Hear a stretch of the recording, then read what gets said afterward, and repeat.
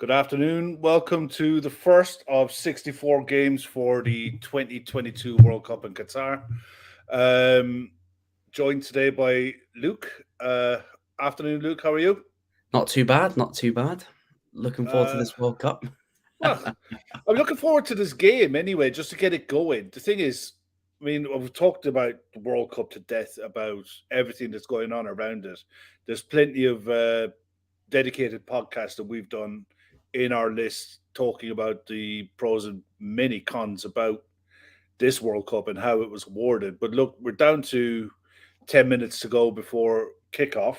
So we're going to get a game. And then by the look of it, the temperature over there today at this stadium is 24 degrees. So it lends itself to hopefully being an open attacking game of football. What do you think? Yeah, I've not seen much of Qatar. I've not seen much of Ecuador and play in the build up to this World Cup. I know that I know that there's a few Premier League players or former Premier League players that are playing for Ecuador, like Estupinian, Caicedo, Sacramento, all play for Brighton, and former West Ham striker Enner Valencia is playing. And Qatar have got a very heavy influence from Barcelona in their team. Coaches from La Masia. He's been in Qatar most of his coaching career, and there's sort of been there building up this team. So, and plus they're riding a 5-game win streak at the moment as well. So, be very interesting to see how they get on Qatar, because home nations don't particularly do that well in their home tournaments, unless It, you're Brazil. But there you yeah, go. it's one of those. It's like no home nation has ever lost an opening game. So the pressure and the thing is, the build up for this is been intense. I mean, with with it being a home World Cup, it's the first World Cup in the Arab world. It's the first World Cup in the winter. It's there's an awful lot of stuff that's gone on the peripheries of this, and now we're down to the football. This group of players from Qatar have literally been put together through the academy system.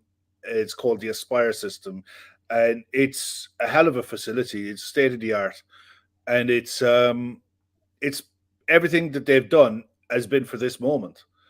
So it'll be interesting to see how the players handle the pressure. It's a 60,000 seat stadium. You assume it's going to be a complete sellout. Unfortunately, we're going to be watching the game without sound, so we're going to be relying on the people in the chat. Afternoon, John, Reclaimer. It's If good to be back. it's good to see. Yeah, it's good to have Luke back on again because you haven't been very well, have you? Last few weeks. Yeah, I got the flu, and this one just stuck around for a bit. So, but luckily, I'm fine now. I'm completely fine. I've Cool. been back to work this week, so I'm feeling great. Yeah. Well, John Ray is hoping that a Liverpool player can win the World Cup. When you look at the 7 Liverpool players that are away at the World Cup, who would you Probably look at and you Allison's got the think best chance of bringing it back. Allison and Um, Fabinho? yeah, they're probably the best chances of Liverpool winning it. The team I got in my sweepstake was Saudi Arabia, so I'm not going very far Mm. with that. But I want Argentina to win it personally because I want Messi to win it. I just want him to cap up his legacy with a nice little bow on top that he wins the World Cup. But if he fails to win the World Cup, I just want a Liverpool player to bring it home. Just bring home the Yeah. World Cup. Well, I've done plenty of the online predictors that are out there. I've done some on other channels. I've done one with Gav the other night. And strangely, I had England getting to semi-finals in both of them. And a lot Yeah, of you're it, being generous. You're being not really, because a lot of it depends. This game is actually quite kind of important for other groups. And you look at it, if Ecuador come out of this group finishing second, all likelihood is they'll play England in the last 16, which and then England will play France in the. but I don't think France topped that group. I honestly think Denmark topped that group. Hey, Archie, how you doing, my man? It is an interesting one because France have got injuries as well. Benzema's just been ruled out as well. Like their injury list is growing. Like you could make a world-class 11 of players that aren't in the World Cup due to injury or not getting picked for their nations. Yeah, true. It's ridiculous. Afternoon, Hannah. If all of you could listen, if you could hit the like button, it would really help a lot. The more people that see the likes, it pushes us out. There's loads of people doing this kind of content at the minute, but the more people we can get involved in this, the better. Really, Prater, how you doing, mate? Well, the way I've got on my screen at the minute, the national anthems for Ecuador is going on. Yeah, I think it's just started, the Ecuador national anthem. Yeah, well, you're watching on the iPlayer. I'm watching on the RTE player. So that's why when you said so and so's giving their predictions, I remember I'm watching it on BBC. So we're both watching different stations coverage, but we're both none of us are actually watching it on our telly. So if you're in the chat and you're watching it through your TV, you guys are going to be a little bit ahead of us. Yeah. So if there is any live, listen, if you're tuning into this expecting the two of us to be like John Motson and people like that, nah, we're not even going to be our best Martin Tyler. It's like I've got the lineups. We'll go through the lineups quickly, actually, because for Qatar you've got Shahib in goal, Al Rouhani, Kouchouri, Fadlala as your three centre backs. They're lined up in a 3-4-1-2 according to FootMob. In midfield, you've got Miguel on the right, Bozaloof, Hakim, Alamim on the left, Haidos, Afif, and Ali up front. Hafif is one to watch. Hafif is one that's definitely played in Europe. Yeah, he has played in Europe, but he's really highly thought of, and he's 20. I think he's 22. He might be a bit younger. I don't know. But the Ecuador lineup, you have Galdanes in goal, Precadio, Torres, Hensepe, and Estupian at the back. Planta, Mendez, Caicedo, and Ibarra on the left, and Estrada and Valencia up front. Some more familiar names with the Ecuadorian side. The one for me to watch really, and you don't know if he's going to get tested too much in this game, is Hensepe at the back. We know enough about Caicedo and Estupian that they carry quality. And Valencia has a goal in him, but Hensepe is vital for Ecuador going forward in this tour. The players are just going through the rituals now, giving each other the fist pumps and all that lovely good stuff. Yeah. Tarek, how are you doing, my man? I'm still on the Qatar national anthem. Anyone think that Qatar have already bought the game? Lots of Twitter traffic around it. I think if I speak, I'm in big trouble. If I speak, I'm in big trouble. Yeah, I think that the thing is, you're damned if you do and damned if you don't in this, because if they get tonked, then it was just Twitter gossip and Twitter rubbish. If they sneak a 1-0 win, and God forbid they score in the second half, then you know what I mean? Yeah. Well, especially if they win it 1-0 and it's like the most like a what? Yeah. How did they score that type of thing? Then, yeah. Oh, hello, Chris. Sod the World Cup tour. Liverpool women just came back from 3-1 down against Brighton away, I think, to equalise in the 93rd minute, 3-3 against a team on and around about. And well, absolutely buzzing. That's brilliant, because Chris texted me about when it was 3-1 and he was proper depressed about it. He was not happy, bunny. No. Veranda cheese, all right, mate? 1-0 to Qatar in the second half. Yeah, you lumped on it, mate. Watching the Spanish broadcast in the USA with your Tarek, I'm sorry, buddy. I apologize ahead of time if you're expecting anything dramatic coming out of our commentary, but we are going to try and make it as entertaining as possible. Yeah, speaking of that comment about Qatar buying it, I was watching the UFC last night, and one of the coaches has been suspended from the UFC because there was a fight that happened, and it ended very, very quickly, and then it came out that there was betting allegations on it. Wow. So, yeah, look, no sport is immune to it, unfortunately. Guys, if you're in the chat, throw in your score predictions, and if I can find a pen, I'll write some down and see we can come back to it. Chris has gone 2-1 Qatar. I'm going 2-2. I'm going to go 2-2. And they'll have goals. They have goals. I hope so. Okay, because the last I'll meeting go for 3-1 Ecuador.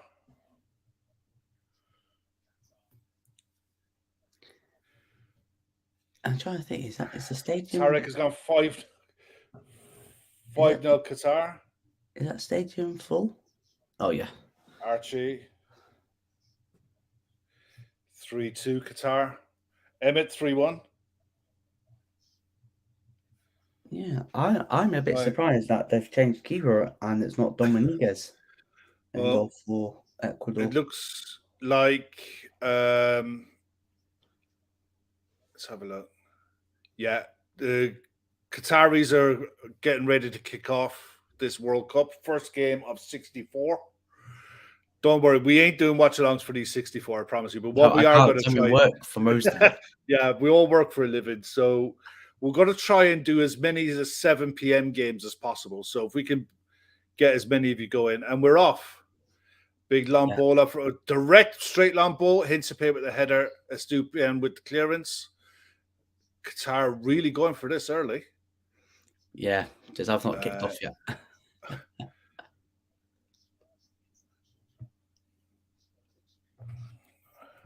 41 Ali, 41 goals and 92 cats for Qatar. Wow.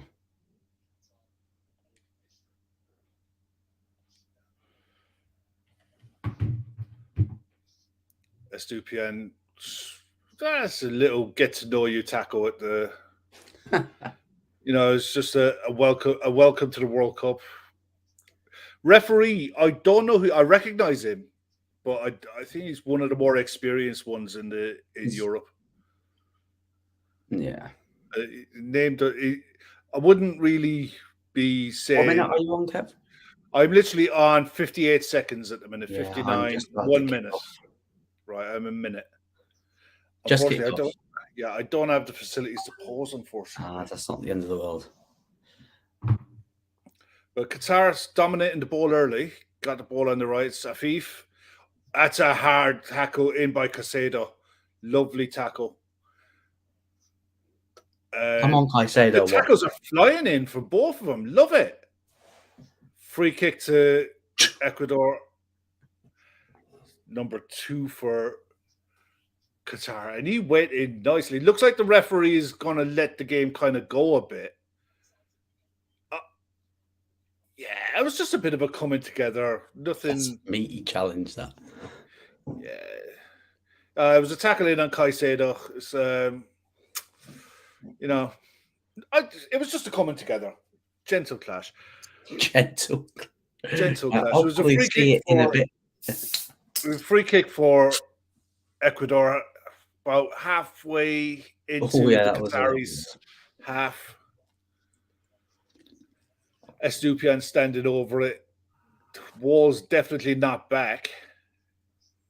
The players are complaining that the wall ain't back, but it's a nice hefty pace at the minute.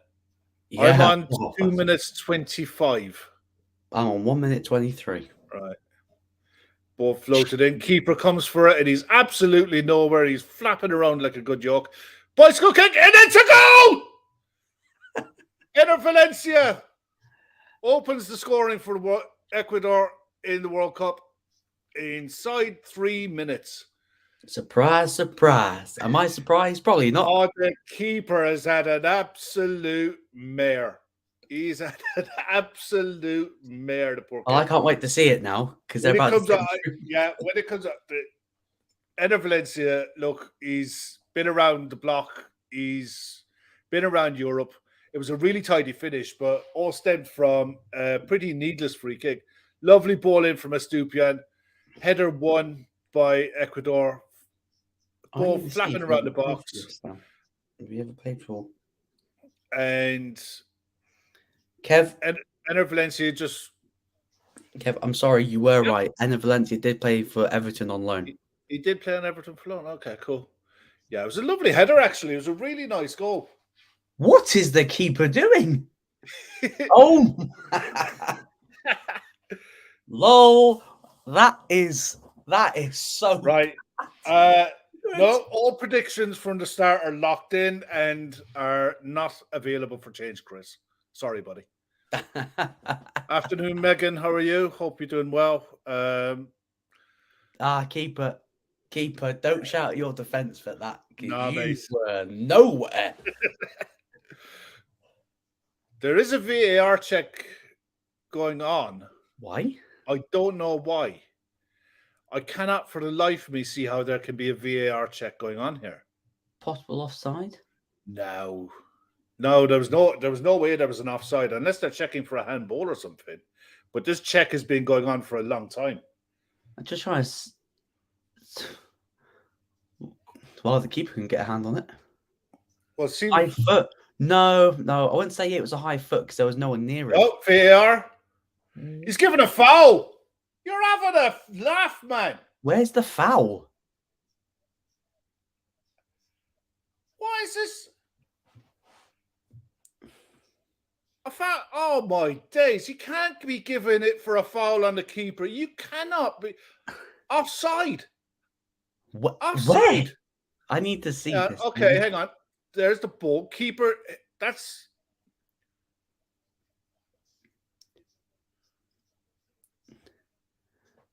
If it is an offside, remember the Harry Kane against Chelsea in the League Cup, where Kepa came charging out. Yeah, I know. I get that. There behind him. Yeah, I know. I get that. Check. But if the keeper got his hand to the ball first, he's playing everyone on. Surely. Oh, well, look, that VAR was 3 minutes. We're back to 0-0.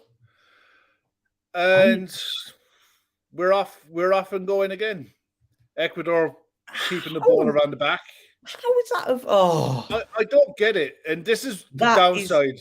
That is corruption. That is corruption. Where's the foul or where's the offside? This is where we need to see. Like, they complain about the lines and everything. This is the first game of this new semi-automated offside. Never offside. No, there's a guy standing behind the keeper. If that's the case, just because the keeper has come out, the keeper is not automatically the last man. And the keeper was ahead of the last defender. So the last defender is, there has to be two behind the ball. So look, you need to see that the lines of this new system, this new semi-automated offside system, to explain this, because I'm at a loss. I don't see it. It's a fix. Yeah, and look at all of you now. You're all saying, "Well, my prediction is safe again." What is this tomfoolery that I'm seeing? It looks like at the minute Ecuador keeping the ball around the back. Game is started. It's just a bit. It's settling down a bit now. Qatar has settled in. They're in a back five system. 5-3-2 is we kind of thought. All right. Okay. That makes, now that Emmett's explained it, I can understand it. There does have to be two between the ball and the line, and they haven't clearly shown the offside. No, they haven't yet. I haven't seen it yet either. If it was semi-automated, then it would be quicker, not slower. Exactly. That's the whole point. This is why I don't understand why it took 3 minutes. It's a ball coming off from technology. Just blame the people that are using it. Ecuador have the ball in the Qatari final third. Ball's gone out for a throw. Reclaimer is saying it was offside. So I'll bow to your expertise, Reclaimer. I still haven't seen the graph. I need to sort out the lighting in my office. Okay, cool. Work away. It looks like a long throw coming in. I don't understand, because I found something else. Do you want to know if Northwest is in style? No, Google. Be quiet, Google. My Google Assistant just tried to intervene in the commentary, so just gently got plugged out, as you do. Trying to find the other light switch now. I know. It's mad. Ecuador are actually building up a really good play at the minute. They look a decent side, to be fair, and the problem with them is always going to be goals, is scoring. The last time that they met, these two ended in a 4-3 to Qatar, but that was back in 2018. That keeper would give me the heebie-jeebies in a big way. He comes for everything, and he's a proper flapper to me. Yeah. And Qatar look like they're really struggling to keep the ball. When they get it back, they have no obvious out ball. Yeah. I guess when you're playing a 5 at the back, the outlets are usually the wing backs, but when they're playing so deep, yeah, you're sort of hoping that you spray it into the channels and hoping that one of the forwards run onto it and hold on to it whilst they exactly. wait. Yeah, you got to have some way of getting up the pitch. It's a foul on. I think it was on Inter Valencia. Free kick again, similar kind of area, but a bit closer in this time, a bit wider. So you can definitely see that the Ecuador players can keep the ball a lot better than the Qatari players. Oh, 100%. And we've got Estupian looking to. Oh my god! Oh my goodness! He is one of those, isn't he? The keeper punched it. You could have catched it. Yeah. You're giving me some horrible vibes. Ecuador building it again, coming down the right-hand side. Lovely take past 3 players. Tackle from the big centre out. I fear what's what gone out for a throw again to Qatar in this group. I look at this one and I think this is where you got to look at if you're fancying to have a bet on someone for a top scorer. You'd fancy the Dutch could rack up a few against this lot. Yeah, the goal difference could be a thing in the groups. I don't know whether or not they're doing the best third place teams that go through. I'm not too sure. Ball went out off Kashori for a Ecuador corner. We're on 11 minutes, and it's pretty much been dominated by Ecuador. They just need that goal. They really do need that goal. Yeah. Wish I could change my pick now. I wish I could change my scoreline prediction. I thought Qatar was going to score. Well, what's it? This really bugs. What's the referee doing in there talking to players? Whip the ball in. If there's a foul, blow it up for a penalty and have done with it. What are you giving him a lecture for? And he's gone in now. He's having another chat. Ref, just leave him off it. Get on with it, for God's sake. I will have my say on it in about a minute's time. Live call. Yeah, I know. It's just, oh, believe me, he'll be there for another minute having a natter with the players in there. It looks like they're going to be very protective of keepers. Ball comes in and cleared by Qatar, out for a throw-in. Their obvious outball, Qatar, looks to be a thief. He's playing higher up on the left. He looks like he's got a bit of pace. So, but in general, I think they're quite content to sit in, and soak up pressure and try to build their way into this game that way. Estupian, Casado, back to Estupian and back around the back to Hinsape. Spreading it. Yeah, Qatar are quite comfortable. They're quite set in their own shape, mid block. What's this ref doing?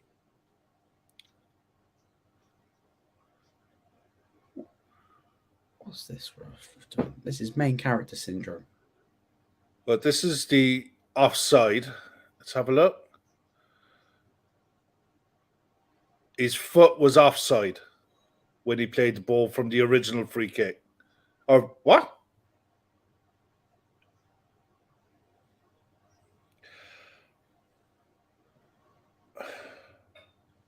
What was offside? What, Valencia's foot? When you catch up to watch it, they're saying his foot was offside, but it was from the first header. The first header was one forward, and he was offside from that. look, it is what it is, but it shouldn't take this long to get that explanation in. That needs to be up pretty sharpish. It shouldn't take 3 minutes to see that with this new automated system. No. But oh, poor ball.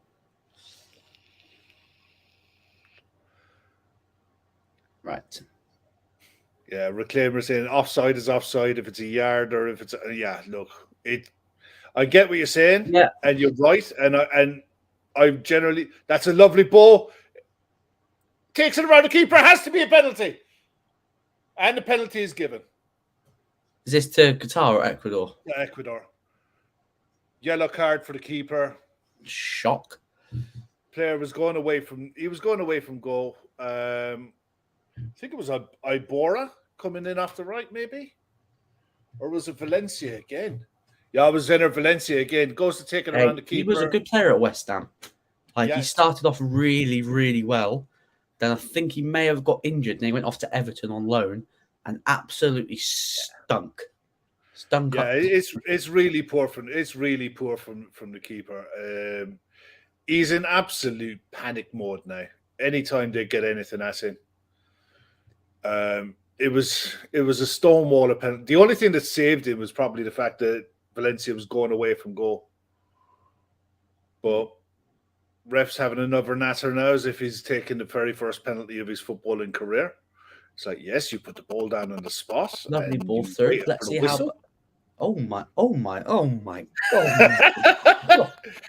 Emmett says this keeper doing? Emmett said that the VAR are going to intervene. Valencia kicked the keeper's hand and the yellow card and gets a yellow card for behaviour. What the keeper reminds me of, Kev, is when you play Sunday League and you know the keeper's rubbish, but every time he makes a mistake, he's blaming the defenders straight away when it's you're in it. When you've done the stupid thing. Yeah, Valencia steps up and he just slots it down to his right. He's just waiting for the keeper to move and just tapped it in the other side. It is 1-0 Ecuador, and there's no turning this one around. Oh, no. So Qatar at some point are going to have to come out. Which could play. That could be a disaster. Hand, especially with it was a really good pen. It was a really well taken penalty. Showed a lot of composure, especially given what's already happened in this game. But he just trots up nice and steady. Excuse me, Chris. Luke in goal for Qatar. Not that bad.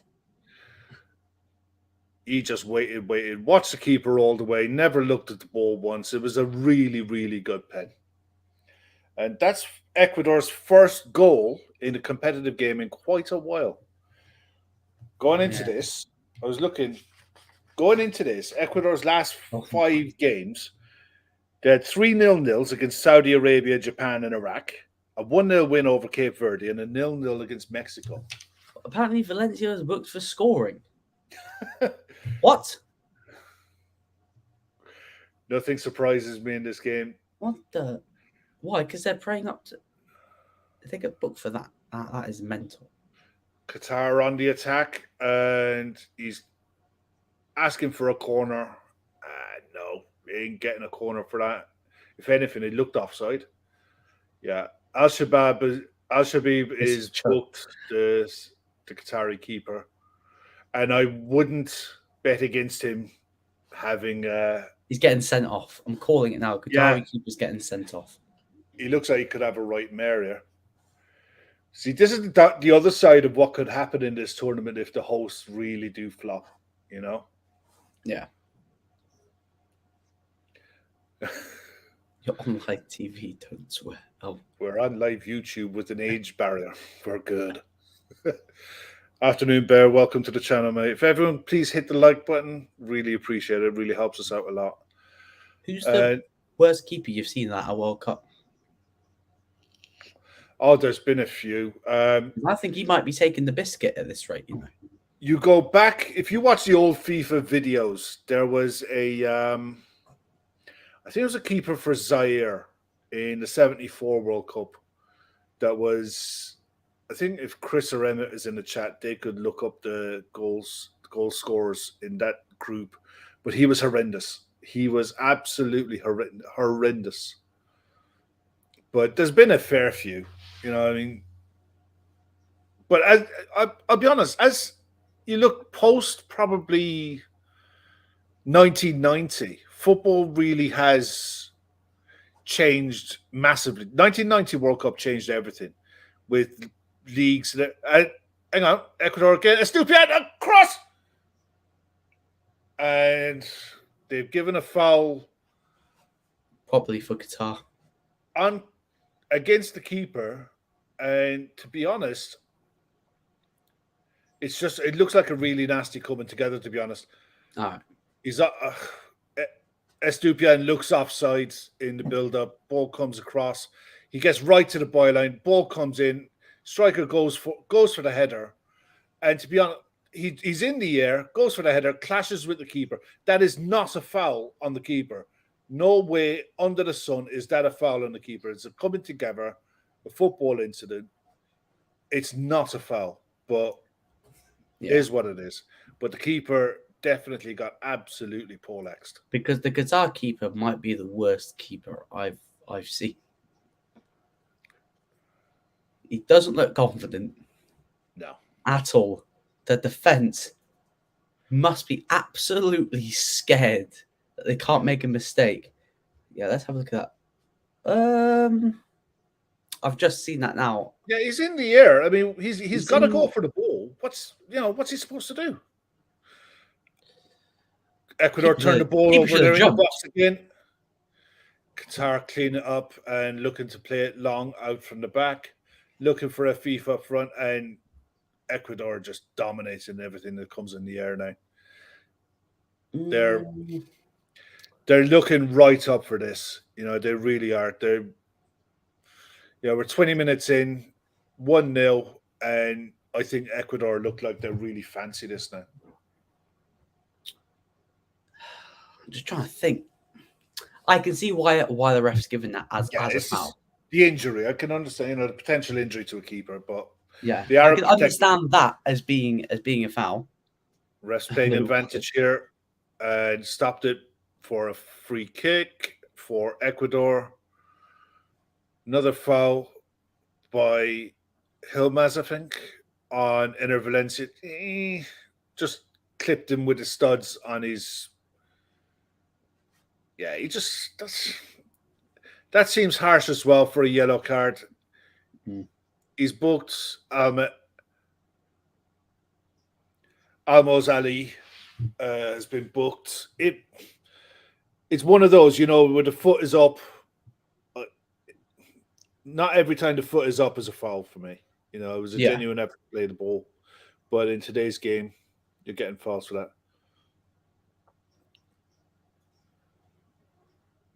Yeah, Tariq is in there, but they're just nervous for what might happen to them.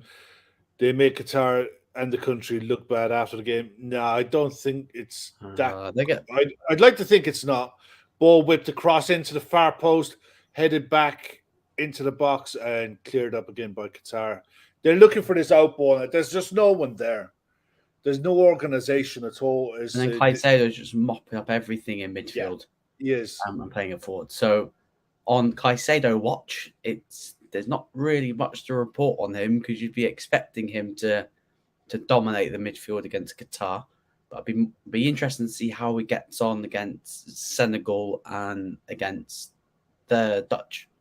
Yeah, that's when you've got to see a lot more of what these teams are about once they've played the first games. Yeah, Tariq, I get you, mate. The nerves must be through the roof. This is really their first competitive. This has been a decade in the waiting because we've known about the Qatar World Cup since 2012. So we've known that this is going to happen. So so they must be absolutely, nervous for it. Yeah. But every time they clear the ball, they get it straight back at them again. They've got to settle this down. They really need to try to take this thing out of the game. Ball's out for a throw now, Pedro. He's just got to slow it down. But you look at the shoulders have dropped. There's not much movement.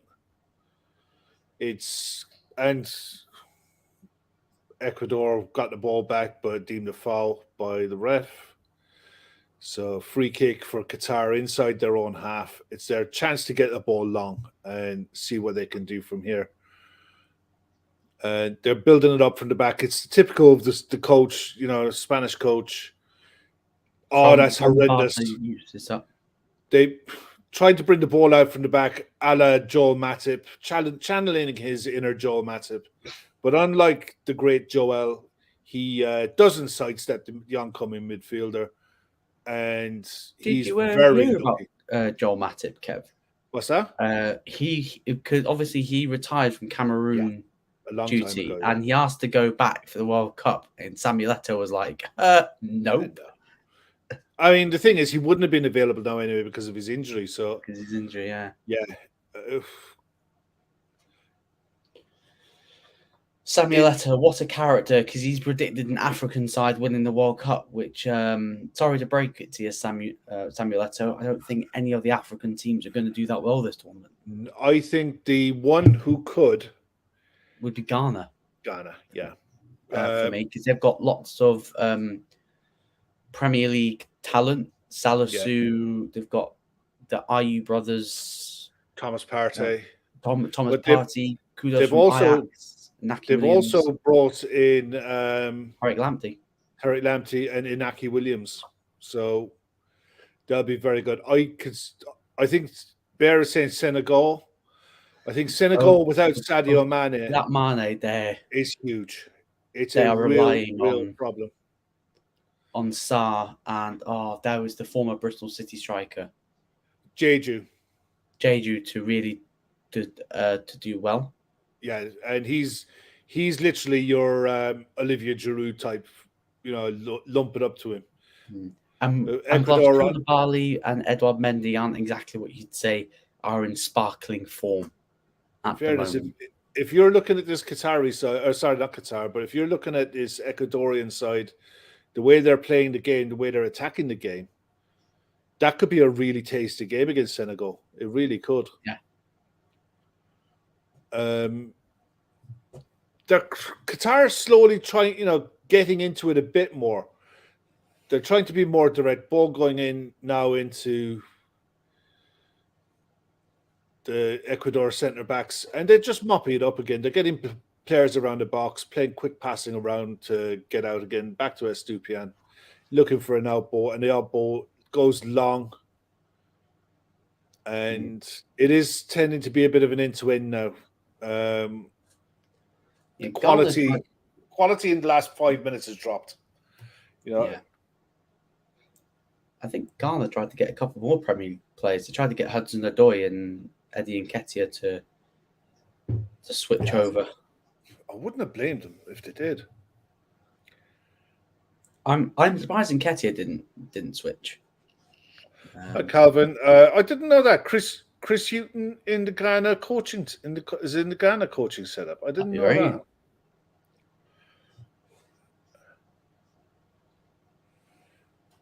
Zed's here saying that they're more nervous than scared. Yeah. They do. They look like they're playing. That it's just a hell of a lot on them. It really is. But credit to Ecuador as well. They're managing the game pretty well, especially now with the 1-0 lead. They're letting the ball do the work. Qatar are going to need to press to try and get an equalizer, and I think that's going to play into Ecuador's hands. Really, just use the pace of Valencia just running behind. And they're playing it out. They're going long again. Ball up to Valencia. Well won in the end by the Qatar centre back. Shot from outside the box from Abora, and it just goes high, wide, and handsome. Oh, great. A great question this from Chris Kev. What do we think of Fabio Carvalho refusing to play for Portugal's under-21s? Sending a text to the manager to turn down. Is Fabio wanting to play for England? I think he's very bad taste in the mouth, to be honest. I think someone needs to give his head a wobble, because has he seen the manager for England? it's not about that so much. It's just the way he's handled himself. The attitude, You know, which is a little bit concerning. Does he think he's, got that ego, and Liverpool don't need egos? Back to the game, I say Moses Caicedo has just picked up a yellow card for a foul in middle of the park. Pretty lazy lunge, to be fair. But yeah, Chris, I'll be honest, mate. I read the story and I read how Carvalho basically just decided I don't want to play. I don't see the benefit of it for me playing for Portugal under 21s. I'm not coming. It just leaves a sour taste. If you don't want to play for Portugal, then that's fine. Just pick up the phone. Pick up the phone and be a grown up about it and have a talk with the manager instead of informing him by text. I think it's arrogant, to be honest. I don't like it. I think it's not a good look at all. People have asked, why hasn't Carvalho played for Liverpool recently? It's been on the bench. Maybe that's why. Maybe the ego's got a little bit too big, and Jurgen's like, yeah, you're sitting it out for a little bit. The thing is, I agree with Chris in what we've said a fair bit, that when it comes to Carvalho, he's very good off the bench. He's a good impact sub. When he starts games, he doesn't really tend to be your standout player. Verandachi's saying that he wants to play for England. He probably does, and for his career. In the England side, he's got more chance of breaking into that Portuguese. He's still really young, and the management setup with England will change after this World Cup. For sure. It's interesting to see what happens to him, though, because it'd be interesting, because I don't see that he'll break in anytime soon to England. Ecuador breaking again from midfield. Qatar shut up shop. They're really blocking off the middle of the park now. Qatar, they're trying to get numbers. Ball's whipped out. Header cross. And it's 2-0. Enter Valencia. What a goal that is. Fifth goal in 4 World Cup matches. Wow. That's not a bad record, that. Yeah, the ball was out wide to the right. It was a lovely deep cross. And Valencia he saw it coming all the way. It's a really good goal. Really good header. Out of nothing, really. The game has been a bit scrappy for the last 10 minutes. But lovely. Well, I'll get to see the goal in a bit. Yeah, but you'll see it. It's a lovely ball whipped across. And ball's taken out wide, played back to the right back. He might be offside, but I think the left back is probably playing him on. But lovely ball come across, header into the corner. He got right on that. Oh, that's a lovely goal. It was very, really well. Keeper had no chance with that. Lovely. But I think it's going to be close. I think it's definitely going to be close. Osimhen, it's given. Nigeria, someone said. We've kicked off again. It's 2-0. Someone said that Nigeria aren't too bad. They've got Osimhen up front. They didn't look great against Portugal in a little friendly. They lost. I think they lost 4-0. Qatar put the ball in from left wing back all the way across to right wing back. Estupiñán cuts it out, but it's back with Qatar again. They need to get their foot on the ball. They need to keep this ball now. And fully 35 yards from Abdelali Ali on his left foot, and he just leathers it. It would have been a great attempt at a conversion. It went that high. Good header. It's a really good header. Really good header.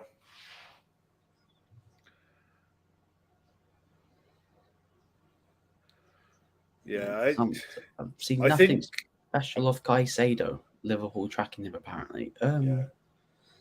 It's been all right this game. Like, he's not stand out because the level of opposition hasn't really been to the level.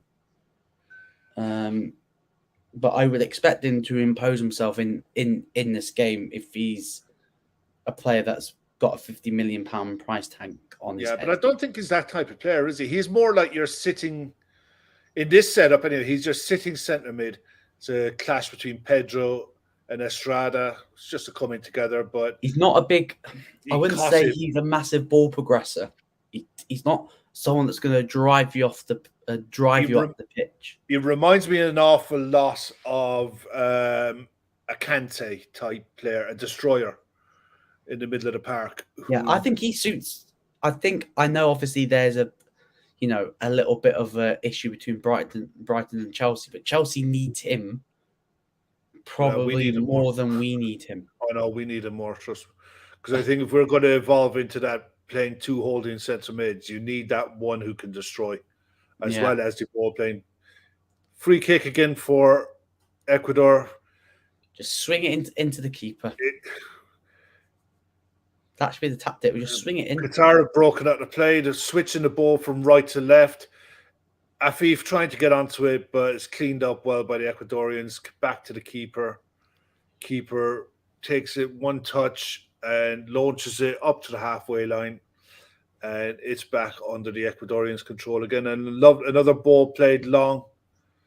They really are pushing three up as much as possible onto the three centre-backs. It's they're really forcing Qatar into making bad decisions. And they're only too willing to be making these bad decisions. That's a bit silly by Estupiñán, but manages to retain the ball. Plays it back to the keeper again, and Ecuador looking to settle back on the ball. It is a bit of defense v attack at the minute. I mean, Qatar threatened to try to play football, and then they just suddenly lose it again.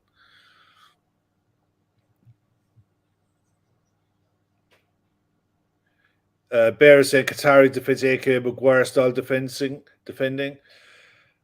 It's not even that. At least Maguire is good in the air when the ball is launched high at him. That's clumsy. Another yellow card picked up. At this rate, it's a yellow card for Kareem. At this rate, it's only a matter of time before someone gets a red card. That's just lazy.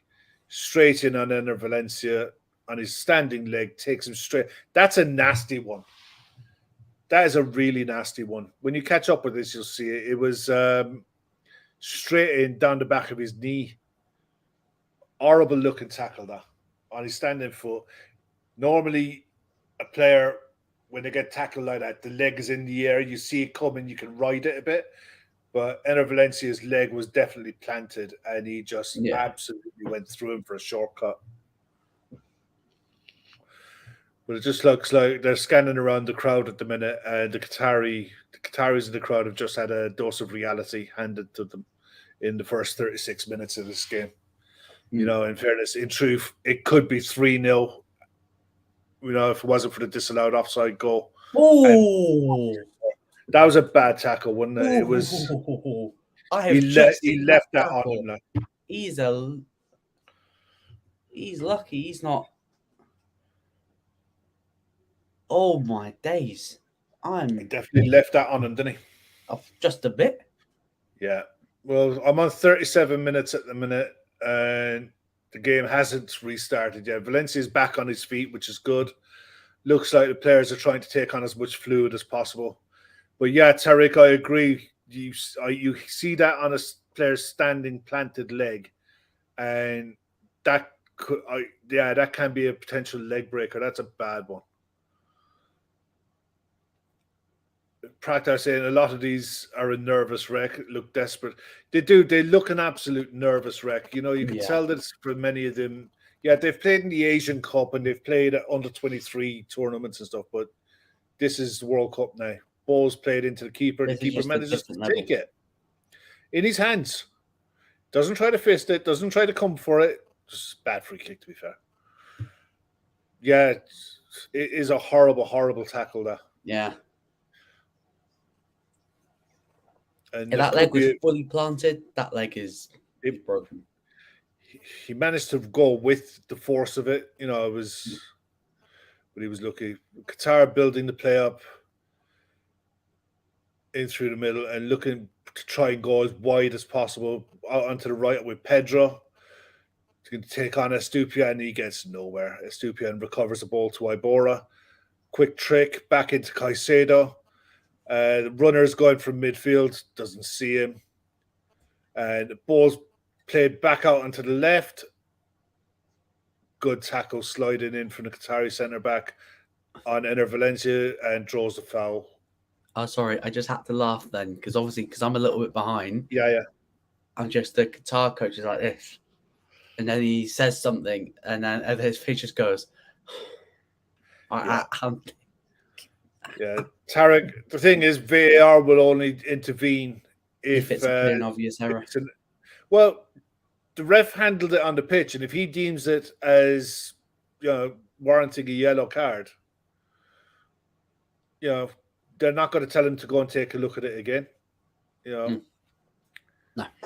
It's one of the thing is, if he gave nothing, then VAR will get involved as a potential red card incident. But playing through again, Afifa's got in on the left-hand side, forced the ball out. Good, strong defending from Planta, and ball's gone out for a goal kick. The Qataris are now doing the Icelandic clap just to try to get some kind of motivation going. I mean, they could go down as the worst team at a World Cup. I mean, they can't remember this performance. The poor lads in the crowd look at it and they're like, "Do we have to?" I know they're paying us, but it's one of those. When you catch up, you'll see. I've actually got a friend that's actually in Qatar. Oh yeah, for the World Cup. Yeah, I think he's staying with a friend of his because I don't think they're in here. Qatar, Afif, 1-on-1 with Hasempe, tries to bring it back onto the right end.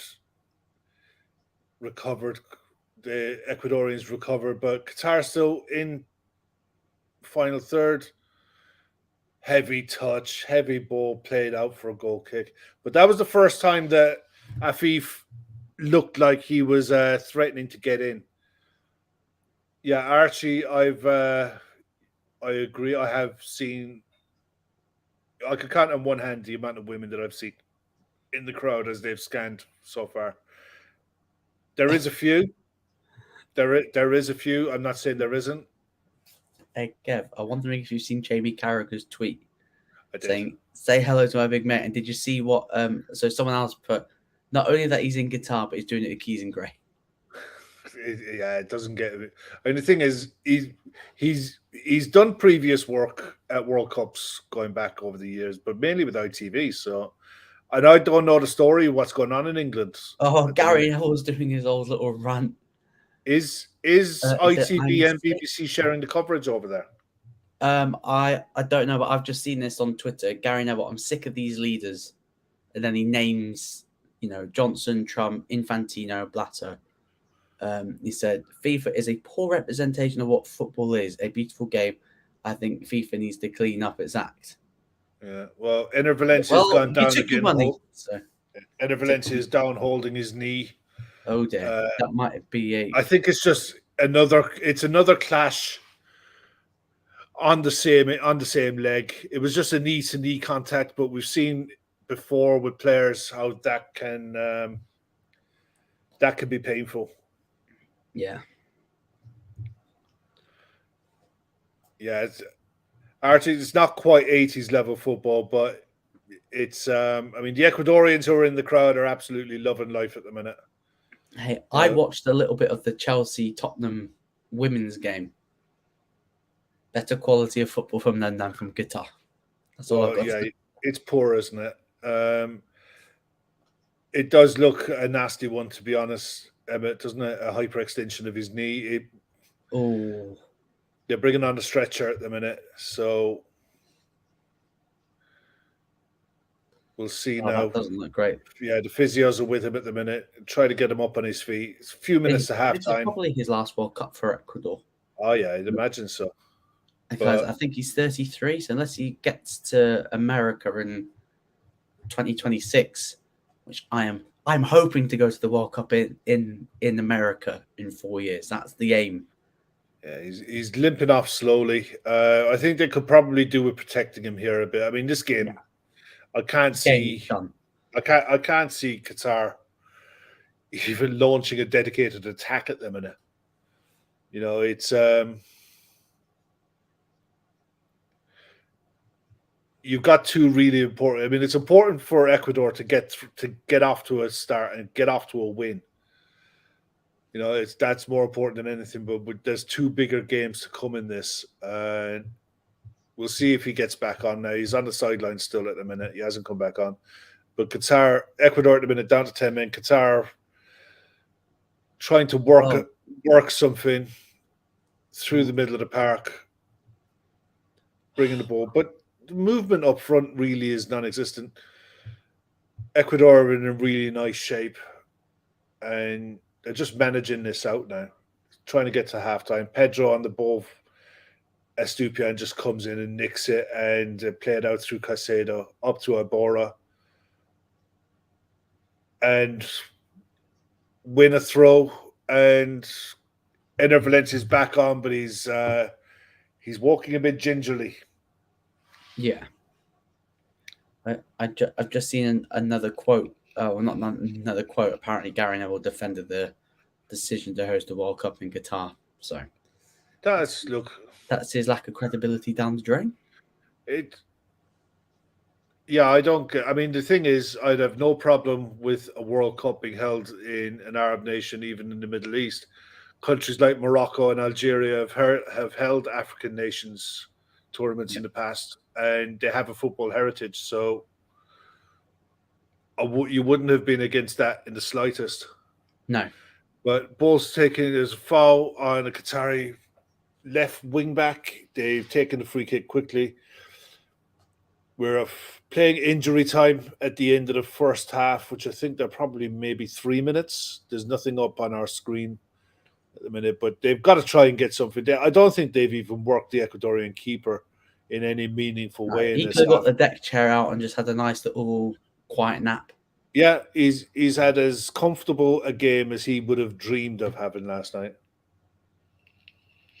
No, I agree, Chris. That injury to Valencia doesn't look good. I don't think if he lasts until half time, then he won't come out for the second half.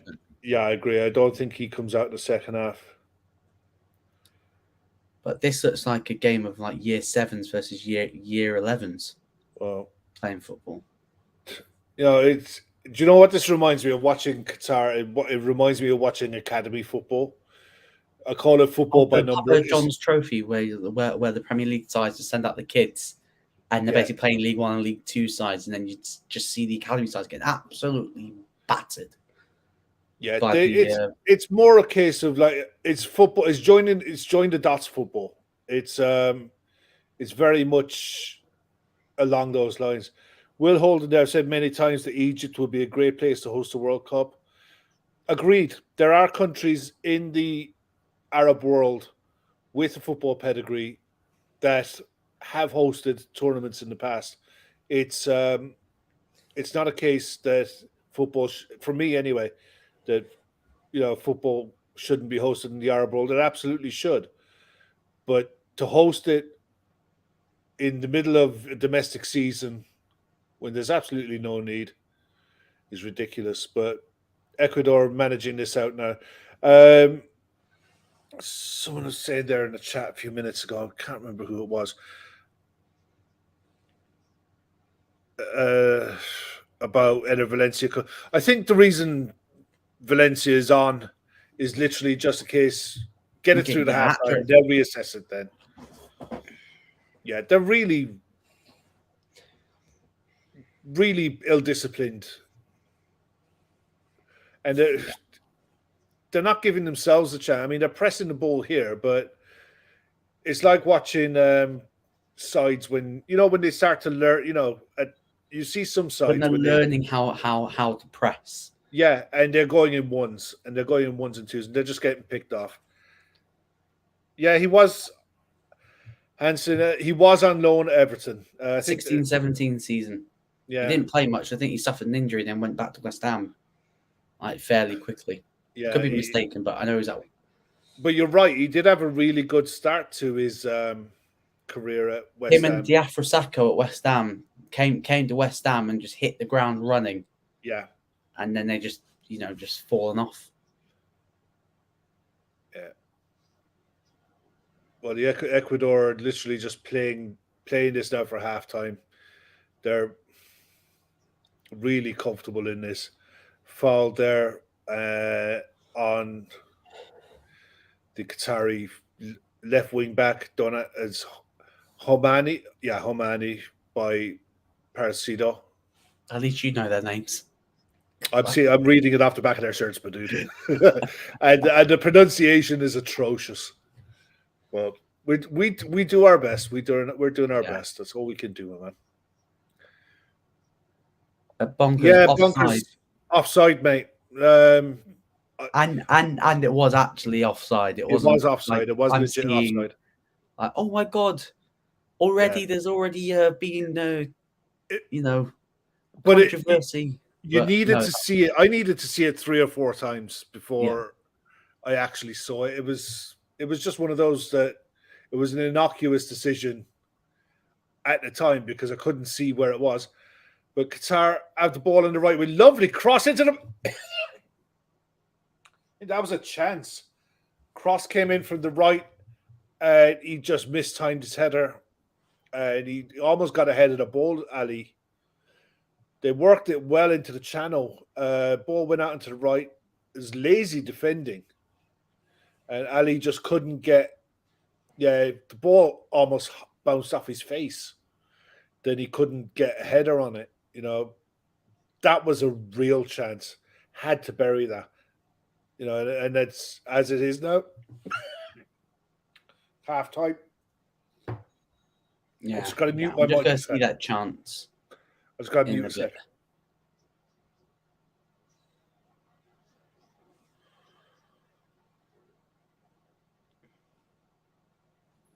Luke, I'm just going to get a glass of water. I'll be 1 minute, mate. Sure, no problem. All right, so it's not half time for me yet. I've still got a little while to go. Oh my days! Yeah, just seen the chance. What a chance! A bit of lazy defending there by Ecuador. I think the big thing for Ecuador the second half is not to get complacent, not give Qatar even a sniff of scoring. Hansen, did we all have a good laugh at Ronaldo's whining to Pierce? I didn't watch it because I wouldn't. Apologies, no. I've not watched it. I've seen clips of the interview and the fallout from it, and unfortunately, it's just a guy that can't. I don't think can accept that his body can't do what his brain wants him to do, and I just don't think he can't accept it. Taking shots at Rooney, which I think is very disrespectful, considering that he was your teammate, and he didn't really say anything bad about you. He just said that maybe he needs to accept that his body can't catch up can't do what it does anymore. But apart from that, slating the coach, didn't really. A bit of a bad taste, and that interview was an exit interview for Ronaldo. He's looking to get out of United with maximum payment, but United don't want to pay him any money. They just want him to go. So it'll be very interesting to see how that one plays out. Just talk about the Ronaldo interview, Kev. I'm not too sure. The Ronaldo interview. I didn't watch. I couldn't look. I couldn't watch it. I've seen clips. I've not actually sat down and watched the whole. It wasn't from what I've watched, and I've probably watched about 45 minutes of the 2 shows altogether. It's not an interview. It's a pity party. It is, because in an interview, you're asked questions, you answer, and then you're asked more probing questions, and you get to the truth. That wasn't an interview. That was, here's a platform, say what you like, and you won't be challenged on anything that you say. It was almost like it was a fan interviewing his been a his favorite fanboy for player. ages. I think he said Yeah, he wants Arsenal to win the league, and yeah. Sorry, Emmett. I thought I pressed mute, mate. No, I'm coughing up a lung here at the minute. I needed to get a glass of water. I was dying. yeah, I think it's definitely an exit interview. I think he's been very disrespectful. There maybe with a couple of things that I might have slightly agreed with about the attitude of younger players nowadays, but that's probably been a thing for years. Even when he was playing. Yeah, that's always going to be a way. You always, But you he just come back. can't admit that he's not the guy anymore. He's not the main man. He's not the guy that he once was. And I think it's very like disrespecting like Wayne Rooney, the guy that sacrificed a lot to make you play well at United, sort of sacrificed his. I think it's very disrespectful. And practically he admitted that at Real Madrid, players had to change their game to get the best out of him. Yeah, now, it was literally Emmett's hit the nail on the head. Watch any other Piers Morgan interview, and he cuts across the interviewee. This was a contrived attack. This literally was managed. And attack on the manager as well, because there's been lots of British pundits that have had pot shots at Ten Hag and stuff like that, which is very unjustified at the moment. Yeah, fair is fair. Look, take our Liverpool hats off for a sec. He inherited a squad where it needs massive investment. It needs a lot of players out as well as players in, including Ronaldo. They've got to get him out. And they've got players on big wages that don't deserve to be there. Yeah, but if he'd come out at the start and say, at the start of the season and said, yeah, I want to go, instead of saying, 2 weeks, within the space of 2 weeks, he was delighted with the appointment. 2 weeks later, he was, I'm not coming in for pre-season and I want to go. I mean, I think it's a mockery from start to finish personally, but part of me watched it and I looked at it and thought, yeah, look, this is a car crash at Manchester United waiting to happen. Yeah, Emmett's right. He's manufacturing an exit, but he wants to be paid off to leave. Yeah, but United are trying to look to try and sack him without paying him. Yeah, and I think that's the way it's going to have to go in the end. That's why United have been fairly quiet on the whole thing. I'll say nothing really, because I think I read, I saw a thing that like the Glazers are a bit annoyed at this and they might release him before a big Portugal game or something like that. But yeah, I saw that as well, Tarek. That Eric Ten Hag wants Harry Maguire outsold whatever this summer. Yeah, look, I mean, there's no secret that Harry Maguire is fourth choice centre back now at United. At United, who's going to pay the money? You'd who's be surprised. Pay the wages? Whatever about his wages, there are plenty of Premier League clubs that Harry Maguire will do an absolute perfect job for, because Harry Maguire can't play a high line. Ten Hag wants to play a high line. If you look at what Leicester were built on when Harry Maguire was there, it was sitting in deep, playing on the counter. And he can do that. You can see him go back to Leicester. You can see him go back to Leicester. They need a centre-backs. And see him go to West Ham. I can see plenty of sides who play in that mid and low block type football who would look at a Harry Maguire. They don't need that money. They want to sell. It's up to the player if he wants to go and play somewhere. Players United need the striker as well, and now this is the question now as to who do Manchester United go for? They wanted Darwin Núñez before getting to Liverpool. Yeah, they did. But who do they go for to replace Cristiano Ronaldo? And I mean, it's going to be no surprise that that's what I was thinking of. I think are probably the two. Jonathan David is a bang average striker. He's not at that level. Be interested to see how he does for Canada, though. Be interested to see if he does as much for Canada. Well, he plays up front with a guy named Lavin. Alphonso Davies plays quite high up as well. Yeah, Alphonso Davies plays in the 10. And running midfield, basically. But they'll be an attacking side to watch, for sure. And plus, they've got a former Liverpool kid as well. Liam Miller plays for Canada as well. And yeah, Chelsea do want Ronaldo. I do expect him to end up at Chelsea. I'd be amazed. I do, because Todd Bowley really, really wants him. But the only reason why he didn't go to Chelsea is because Tuchel went, no, I don't want him. But I reckon he could twist Potter's arm to say, come on, we need him. We need him. If he ends up at Chelsea, then it just confirms that, to me, that Potter has absolutely no say of what's going on at the club, and he won't be there very long. Because if you don't have a say on who you bring in, you're literally just there as a bean counter. Any manager has to have an input on the players that come in the door. And Ronaldo is a disaster for a club like Chelsea. For any club. I don't see any top club in Europe at the minute. Well, no one wanted him in the summer. That was the thing. They didn't want him in the summer. That's why he stayed at United, because I don't think his ego could take... Because if he would have taken a massive pay cut, he wouldn't be at United right now. He would have been at PSG, maybe Sporting Lisbon, not Bayern Munich.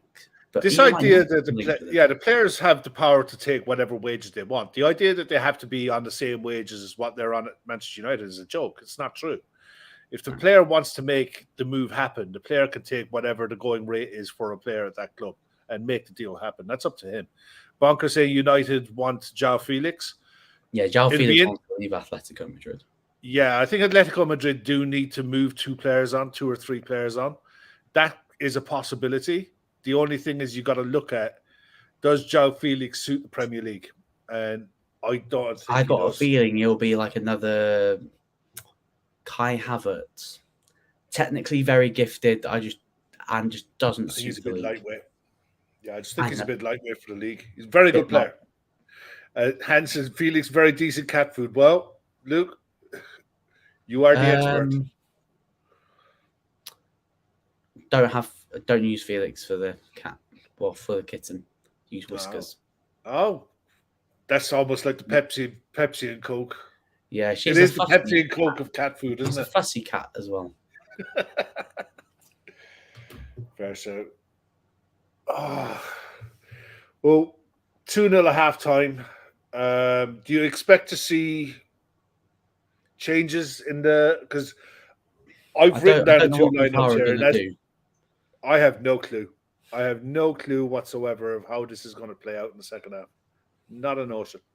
But I don't expect Enner Valencia to come out for the second half. No. I'd be very surprised. I think unless they have an eye on racking up goals, I think it's kind of perfect. Now, you make the change at halftime. You give minutes to another striker just in case they need to change it. You've got someone who's not, who's coming in with minutes under the belt. I'm relying on you guys in the chat because you guys are watching it at home live. What's the atmosphere in the ground like? What's the noise levels like coming through the TV? Does it sound? I mean, it's a 60,000 seat stadium, second biggest in the country in Qatar. So, how's it coming through? What's it like in the atmosphere wise? Because that's my biggest fear for this World Cup, that you don't get the atmosphere. If they can't generate an atmosphere for a home nation. Yeah, Bonkers, I agree. I think, I expect more goals from Ecuador. I think they could really put their foot down in the second half. The longer this game goes, the fitness levels should tell. Tarek, do you think they're pumping that noise through the tannoys? COVID football noise. Because we had that. You can spot that a mile off, can't you? When they pump that stuff through. Yeah, it's not looking great. It's not looking great. It'd be very interesting. So as I'm watching BBC, I'm seeing about the England. So I was wondering if you want to touch on England's chances at the World Cup, because I've just got a feeling that England aren't going to do that well this tournament. There was clips of them dying in the heat, like needing those fans sprayed with water, and I just don't think I think people are being very dismissive that they're just going to walk through this group. It's going to be easy going, no problems. I think England are going to struggle to get out of this group, to be honest. I don't. But one thing I would say is this time last week, they were playing in the Premier League. They've had 4 training sessions in Qatar. Yeah. You've come from, 4 or 5 degrees in Manchester, Liverpool, London, Birmingham to 40 degrees in the space of a day. There's no preparation. They're going to struggle to adapt to the heat. I think if they were, say, in a group like Serbia are in, if they were in a really competitive group, I'd say, yeah, fair enough. But Wales are in the same boat. The USA are in no kind of form whatsoever. They're really in horrendous form. And Iran, bar probably 2 players. Taremi is one. Taremi is a really good striker. He plays in Portugal. Yeah, he's a really good centre forward. But apart from him, I don't expect. Bash used to play for West. But do you know what I mean? They're the star boys, and you look at him. He's like, Jan Bash had scored a couple of decent goals at Brighton, but they shifted him on pretty quick. I think England will come out of this group fairly comfortably. I think they'll win it. The 5-sub thing is massive for England. Yeah, because they will be able to make changes in games to affect games, and they do have a bench that can affect change in a forward sense. They have good attacking options off the bench. Kane is always got to score your goals if you give him chances. Yeah. And the other side of it is, if they win their group, they'll most likely be playing one of Ecuador or Senegal. That opens it, and I think they're strong enough to beat either of those two. What would you have as England's starting 11? I think he play tomorrow. I think he plays with back 5 personally. Yeah, and I would think the back 4 has not ended that well.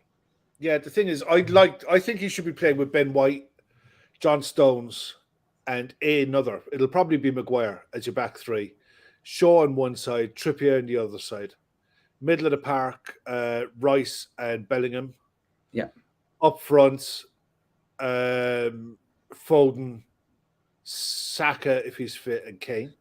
Or Foden, Sterling, Mount on the left. Could go that way, but he has options. The thing is, if England play that 5 or 3-4-3, whatever which way you want to call it, if they play it properly and get the wing backs high and wide, they could create lots of chances.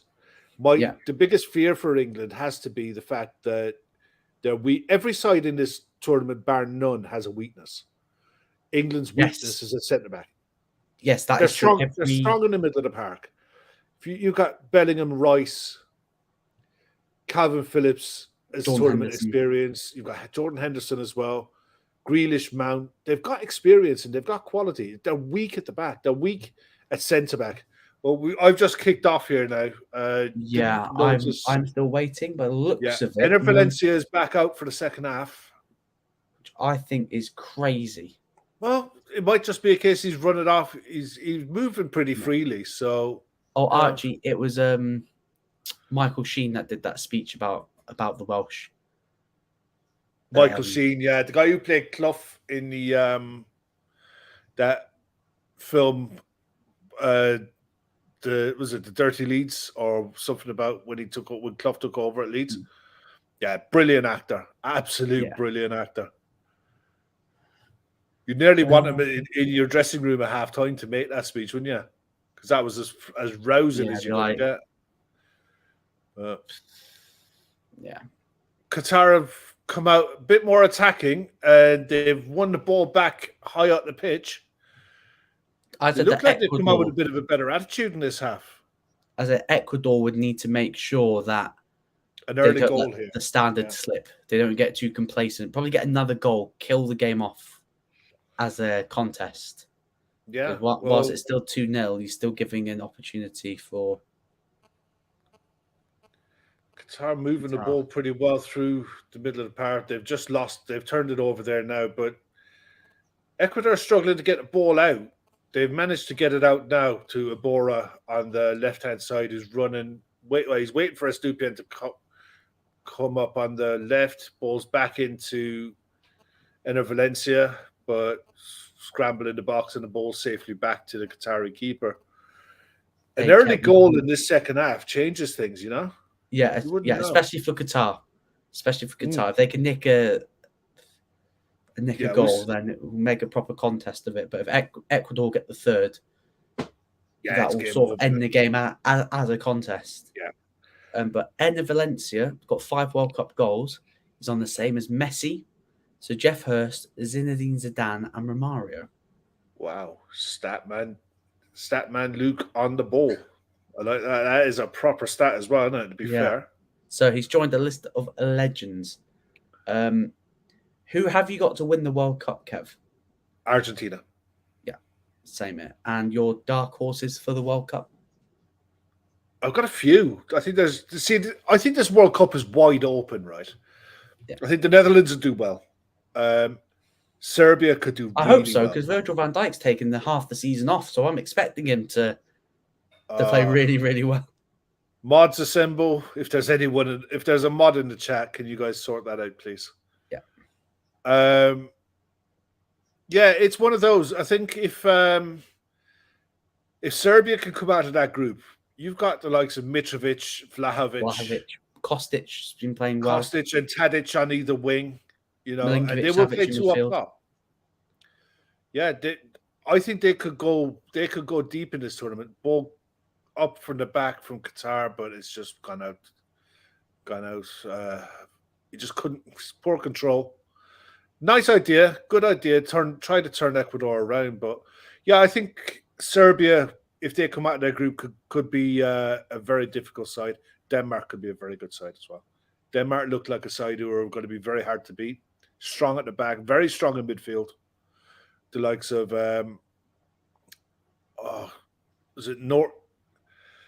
who is he? At Højbjerg and Nordstrom from Brentford. Norgard from Brentford. And you got Christian Eriksen in a free role as well. They just need a forward to sort of finish the dinner off, really, because the forwards haven't really been in great form. No, but Impulsen is a good striker. Cornelius as well. Is he still at Leipzig? He's still at Leipzig, yeah, as far as I know. He's dropped off the face of the earth. Is he been injured? I don't know. I don't follow him. He must be injured, because I've not really heard that he's been doing that well at Leipzig. But for me personally, there's something about Uruguay. That could be an interesting one as well, yeah. Suarez's last dance with probably Godin and Cavani. That's going to be their last World Cup. Defense, Araujo, if they get to the knockouts, I think he'll play. Yeah. Darwin Núñez, he's either going to have a really great World Cup or he's going to get clipped. One of the two. Clipped into oblivion. Midfield, Valverde, who's having a great season for Real Madrid. Bentancur, having a great season for Spurs. And then Luca Torreira, that used to play for Arsenal, always plays well at international level. Yeah. And I just think they've got a great blend. Palestri, that's a United Manchester United young kid.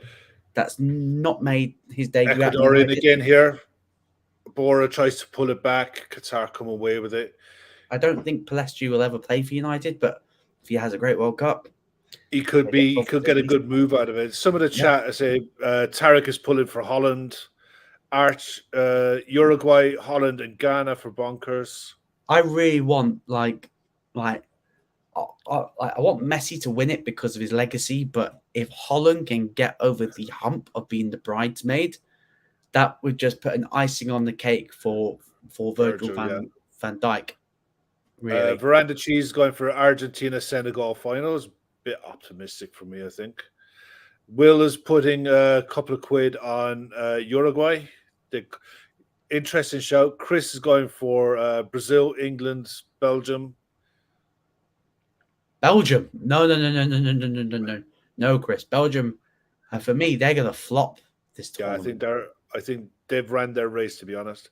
Yeah, because I don't know whether or not you saw them against Egypt, but they were poor.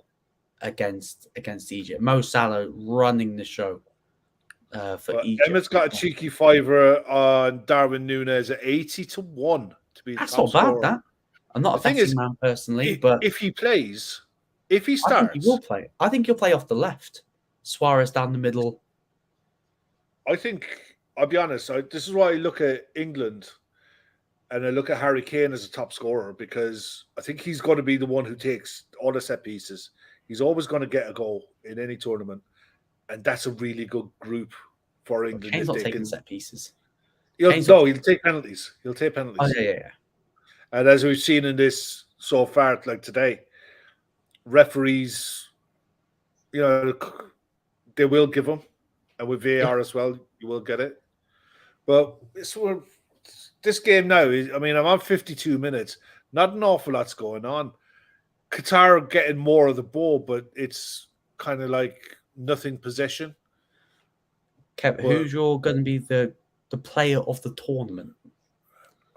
Player of the tournament? I think if Argentina win it, it will be because Messi's had a blinder. It'll be either Messi or Neymar for me.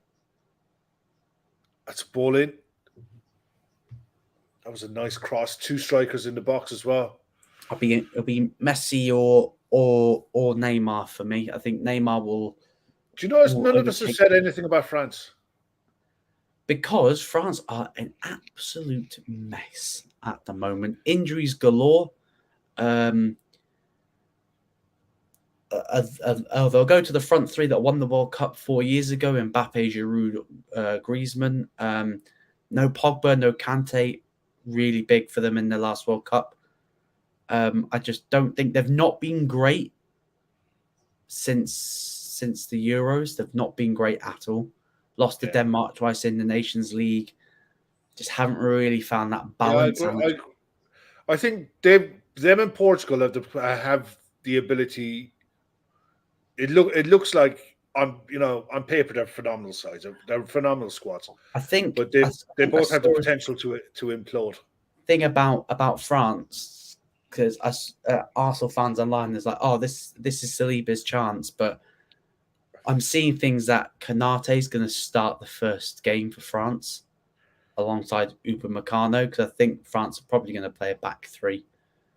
Makes the most sense for France to play a back three.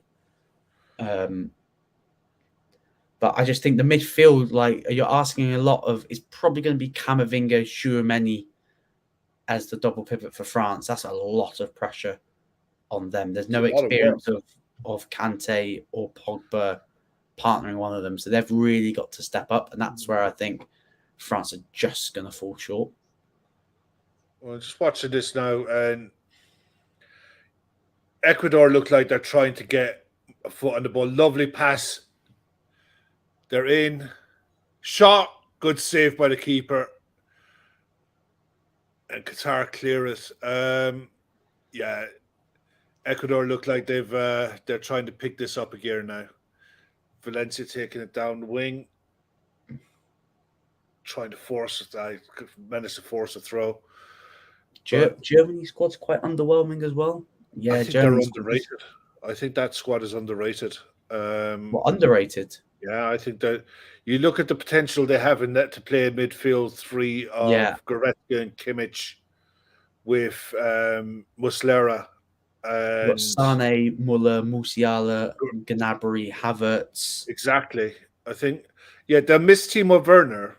Granted, he didn't set the world alight at Chelsea, but for Germany, just that defense that worries me, Kev. It's just because they're probably going to have. That's a foul by Mendes on Afif. Have a look. That's right on his foot. He's lucky that was on his foot. If that was any higher, there'd be. Yeah, it's their defense though that worries me. It's their defense that worries me because they're probably going to start Rudiger and Niklas Süle. Süle's not really played well for Dortmund because Dortmund have been very defensive. I think he'll play Slotterback. I think Slotterback will play. Rudiger and Slotterback. Rudiger's barely played for Real Madrid. Like he's not really had a look at. No, but that might not be a bad thing either. But I think Raum. They could play a back three. with Ram as a wing back, and you could play Yes. Kimmich as on the right as a wing back as well. It'll be. I need to look at the Germany squad. I think Kimmich and It would surprise you. It'll surprise you. They brought Mario Götze into the squad as well, I think. yes, going back in the time machine. Yeah. That's an interesting way to put a stat up. They just put the possession stats up. It's 42% to Qatar, 44% to Ecuador, with 14% as like scrambled. Good way of doing it, actually, because That's great, not all man. possession is good possession. That is and very true. Cuckoo's out as well, so for France. Yeah, and Cuckoo. I think Camavinga did him in training. I think. Just trying to see what the national team is for the world. Ecuador looking, just playing the ball at the back, trying to take the sting out of it a bit now. Yeah, so these are the defenders for Germany: Rudiger, Ginter, Tilo Kehrer, Süle, Bella Kotchap at Southampton, who I rate highly, and I don't think he's going to be there for that long.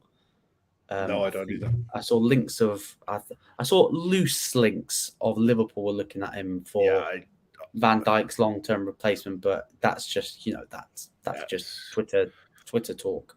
Yeah, Klosterman, Klosterman's very good, Schlotterbeck, Christian Gunter, and David Ram. So potential to play. But you have a look at the midfield and attackers that they have available to them. Kimmich, Musiala, who I think is going to be the young player of the tournament. I think he's going to really break out for Germany, Musiala. Yeah, I think he's got the most goal involvement for Bayern this season in the Bundesliga. So Chelsea let him go. I can't believe Chelsea let him go. And England let him slip through our fingers as well. Could have played for England. But I think in Hansi Flick, they have a really good manager as well. Probably up there with Luis Enrique as the best managers at the tournament. Yeah, and then attack: Kai Havertz, Gnabry, Muller, Sané, Adeyemi, Yusufa Mukoko, and Nicholas. I'm not going to say that last name. I know who you're on about. Yeah, he's in form as well. Yeah, Werder Bremen. I think it was dubbed the German Vardy. I think is a bit of a late bloomer. Yeah. Coco's been linked with every big club in Europe. Yeah. He's out of contract at Dortmund. He's been linked with Liverpool, Bayern. Every club in world football is going to be linked with that kid. But this, to me, I'm looking at this now. We're nearly on the hour mark, and Ecuador look like they're quite comfortable and quite happy. So I'm like, if you're watching boxing, it's like they're keeping them on the end of a jab. You ain't doing anything. You ain't going anywhere. And Qatar, again, just trying to play a quick ball up front, trying to get runners in behind. And they've got the wrong players in the wrong place at the minute. Ooh, number 17 for Ecuador is down. It looks like he's might be a hamstring. Could be a hamstring maybe, or knees. He's definitely not looking good at the minute. That was one of those ones. There was no one around him. I don't think there was a contact at all. It's crazy. Emmett with a great shot there. First time a Ballon d'Or winner has missed a World Cup since Keegan in 1978. Yeah, that's correct. Yeah. Saw that and I was amazed by that. That's right. People tend to forget England didn't make the 78 World Cup and it didn't make the 94 World Cup.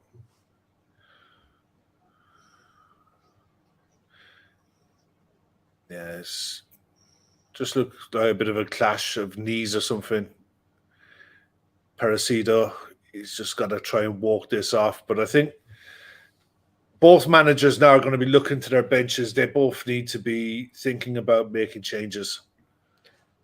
I'd be interested to see the other Brighton player, Sacramento, youngster. I haven't seen anything of him, to be honest, mate. So I mean, either he usually plays in the EFL Cup for Brighton, so it'd be interesting to see what he's like when he comes on. What if he comes on? Ball into the box from deep for Qatar. Big header, one against Estupiñán. from the right wing back just gone wide. But that's better from Qatar. That's good ball from deep from a nice angle. Really good quality on that cross. Good run. I mean, the keeper had it covered, but that's what they need. They need something. They need something to go with it. Yeah, that's right. And Hansen, they did miss the 74 World Cup as well. But you got to think back then, I think the World Cup in 74 and 78 had 20, was it 16 teams in it? Maybe 24? Not sure. I think it was 16 or 24.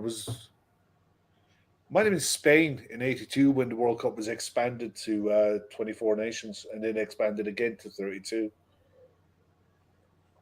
After that, with Qatar looking to go along again, bring the ball, nope. Change of mind, playing it across the back line, back to the centre back, and out the other side, out onto their right.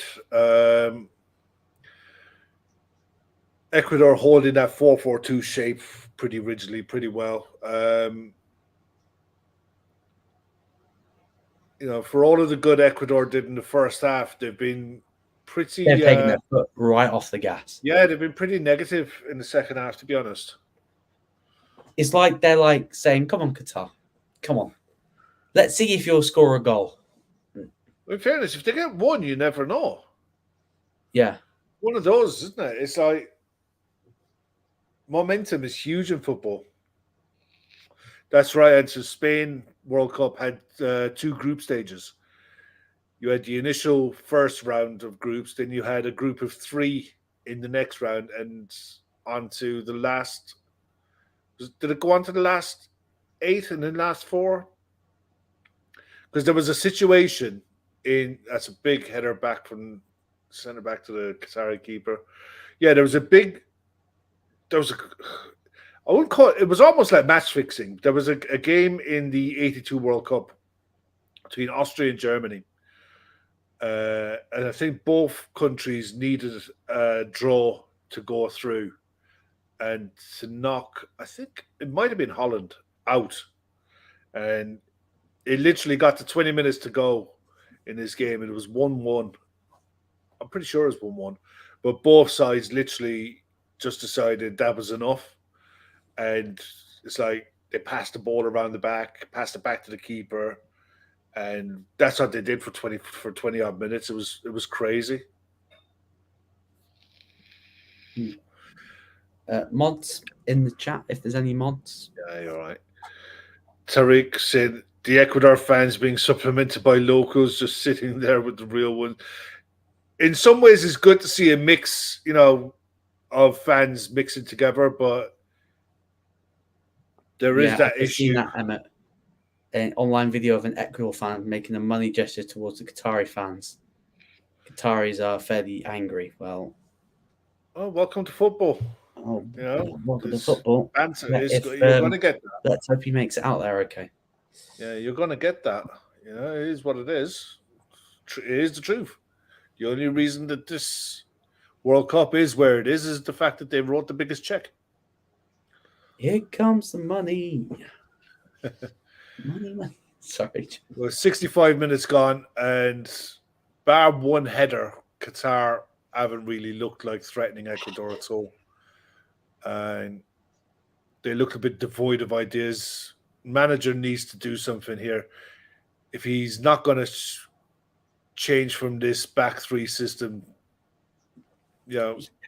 I think there's a reason why they're not wanting to, leave that back 3 system, because they might get beat even more. But they're getting beat as it is. They have to try and get something back. Save some level of pride.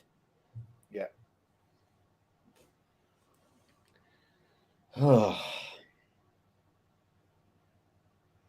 At least the opening game of the last World Cup was a little bit more entertaining. I don't think I even watched that. I can't even remember it. I think the last time I watched the opening game at World Cup was Brazil versus Croatia. Was it Brazil versus Croatia? The one that sticks out in my head was Argentina and Nigeria. I think it was might have been 94. Argentina were the hosts. Or sorry, not the hosts, but the winners going in. Was the winners going to it? Or they were highly rated anyway at the time. I'm sure it was 94, but Nigeria clapped them. I'll have a look at that in a bit, Emma. It's just that it interferes with the sound otherwise. But I will try and watch it in a minute. But this turned into a real scrappy game now. Looks like Saramentino is coming on. Brighton player. For Ecuador. I think he's an attacking midfielder. Yes, number 10 coming off. We'll see that in a second. Ball in by Qatar. They've got how many points? Yeah. Yeah, Hanson, you're not wrong. It's very much along the lines of it's Ibarra coming off. Did a lot of running down that wing, down on the left hand side. Put some decent balls in as well. He's a decent player. He's been around a while in Spain. You can see why, and that the Qatari players don't play outside the Qatar. Oh yeah, and the thing is, in some ways, you could understand it would benefit them if they had a domestic league that had a bit of quality in it. But I mean, most of these players played for Al Sadd. And the only thing of note from Al Sadd is the fact that Xavi managed there for a while. I think Santi Cordova still plays there. But yeah, it's just one of those. It is exactly that, Hanson. Functional football. It's like join the dots football. Like you'd expect watching under 23s. There's no real lovely bit of flair in the middle of the park for Ecuador. Ball comes out onto the wide right. Lovely ball in behind. Can he keep it in? Yes, he can with a back heel. Foul surely has to be given. Nope, referee is letting play go. Qatar looks to break out again. It's Ecuador starting to move the ball a bit faster now. Making the Qataris chase them a bit. They look like they're a bit hungry for another one now. Takes quick ball in from the right, almost into set in a Valencia in. But they're really bossing this now. Hensepe with a clearance up the pitch, but Qatar win it back. They have numbers up this time, Qatar. But again, it's just pedestrian. There's no pace involved whatsoever in this. Nice ball into the middle, and it's just cleaned up by the sub that's just come on. Estupian gets the ball on the left, looking for runners, and nothing showing. Silly foul to give away. Foul again on Caicedo. I think they're frustrated now. They know, this is all their dreams. And it's just unraveling in front of them. Like, it is hard to watch. Yeah. But the free kick, similar position from where the opening goal was scored. Estupian standing over, waiting for players to get forward.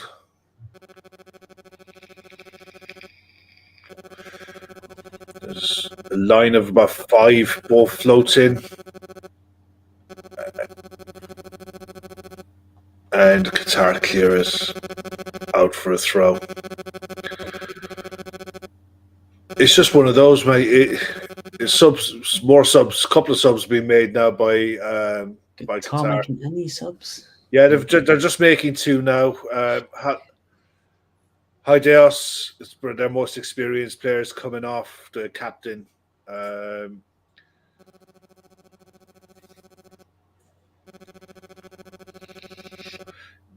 the sub coming out for him is Mohammed Jogee.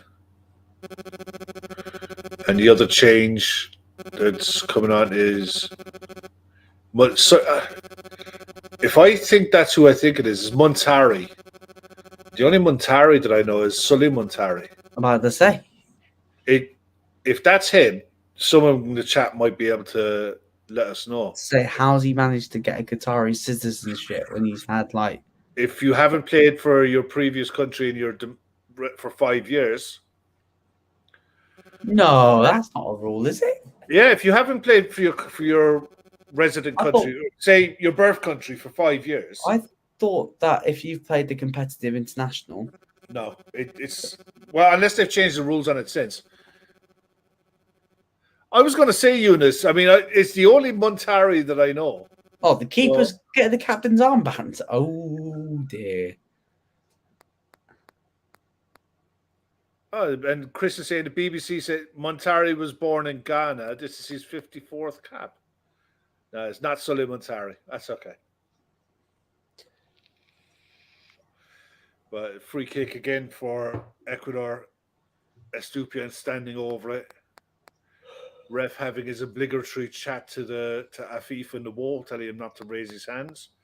He's new to football, you see, so he's got to remind him of this every time. Hinsepe is up from the back. Ball comes in, and it's cleared back out to Estupiñán. He looked to try and get it in again, maybe. Everyone that's still watching from the beginning, massive thanks.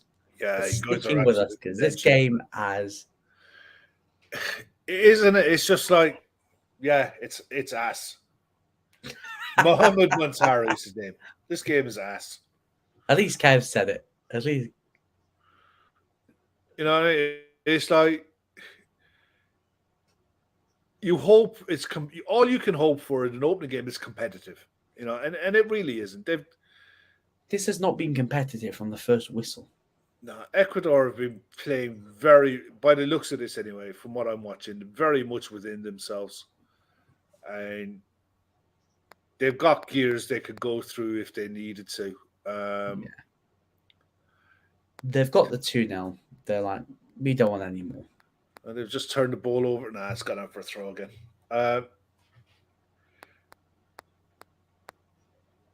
Shoot away. Tarek's got a question. Shoot away, Tarek, mate. Hey, any questions that you want me and Kev to answer? Or anyone in the chat to answer? Football. Yeah. Bounce them in there, mate. Feel free to fire them in because... Hey, Hannah. You still here? Lovely. Yeah. Or you just dropping back in, Hannah? Make sure you hit the like button. Hit the like button. Who do you think will be the top goal scorer, Kev? I'll be honest. The favourite is Harry Kane. 6 or 7 goals. I think Harry Kane is a shout, you know, honestly. Ball whipped in by Qatar across the box. And they're working the space. Afif taking a pot shot from out long. That's a good distance out, but high, wide, and handsome again. You know, they're not doing enough to work the keeper. You know, that was a good range. It was just a poor effort. You know, he was leaned back on it. Look at the coach. Look at the coach. He's just like the coach is like this. He's like, yeah. Valencia's down holding his right knee now. I think fancy any Qatari players for a cheeky transfer to Liverpool? No. Next. What do you think having the winner of the tournament being awarded the following World Cup as a prize?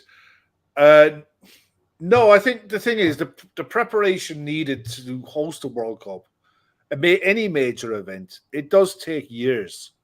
I mean, the UK and Ireland have a bid in to host the 2028 Euros, and the infrastructure alone needed to even be up to standard.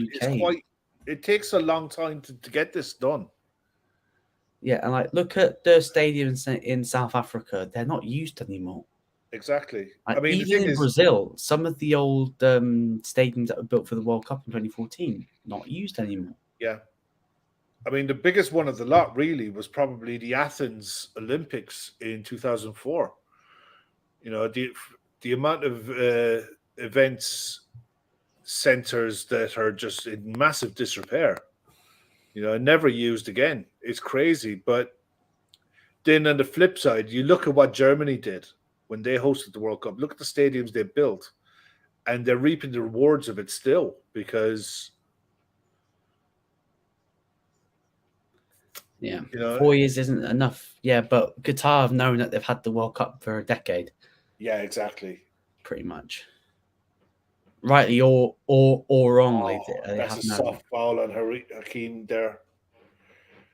Yeah, they've made the change, Ecuador. Eder Valencia is off.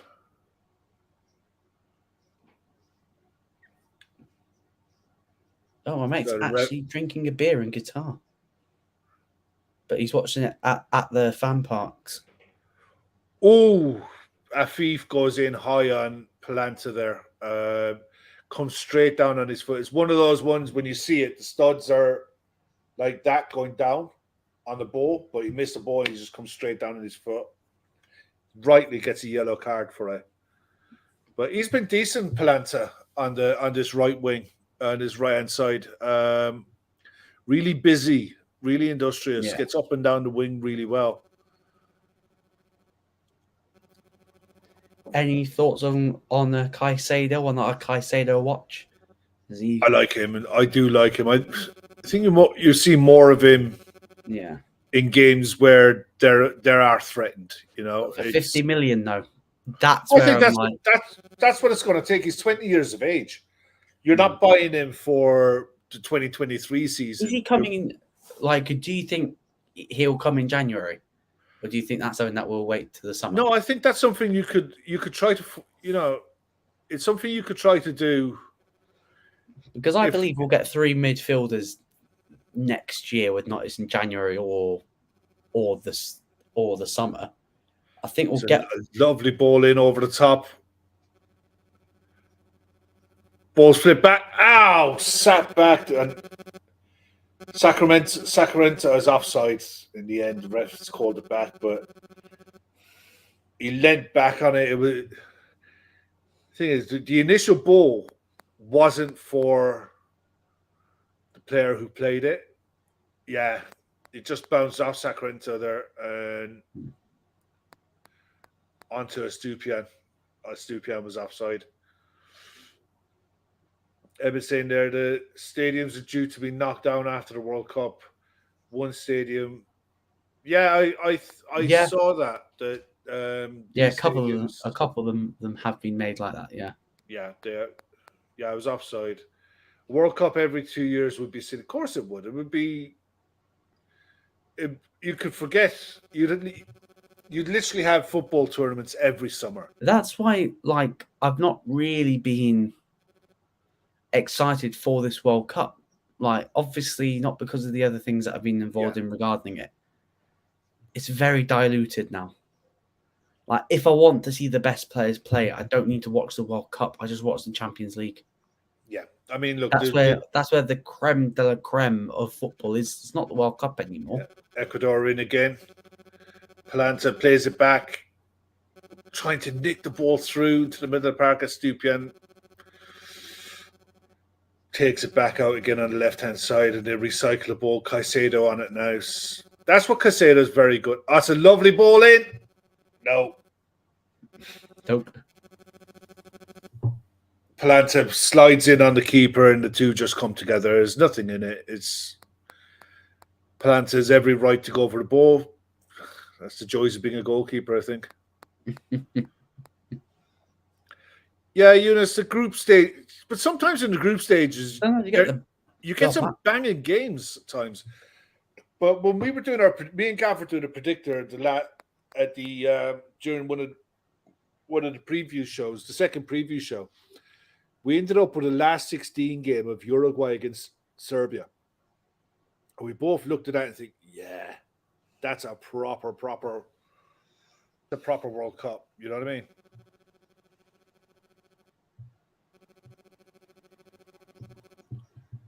Yeah, that was my phone there. I'm just going to have to go on mute a sec. I just need to do something. One sec. Yeah.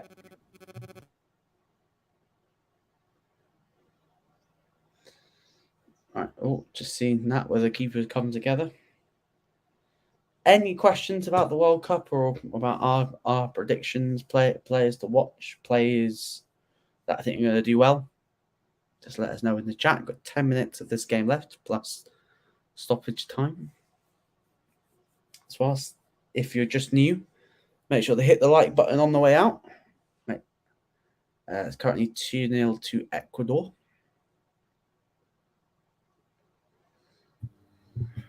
Sorry about that. I was just, my daughter's on holiday at the minute. She's gone to Poland for a long weekend.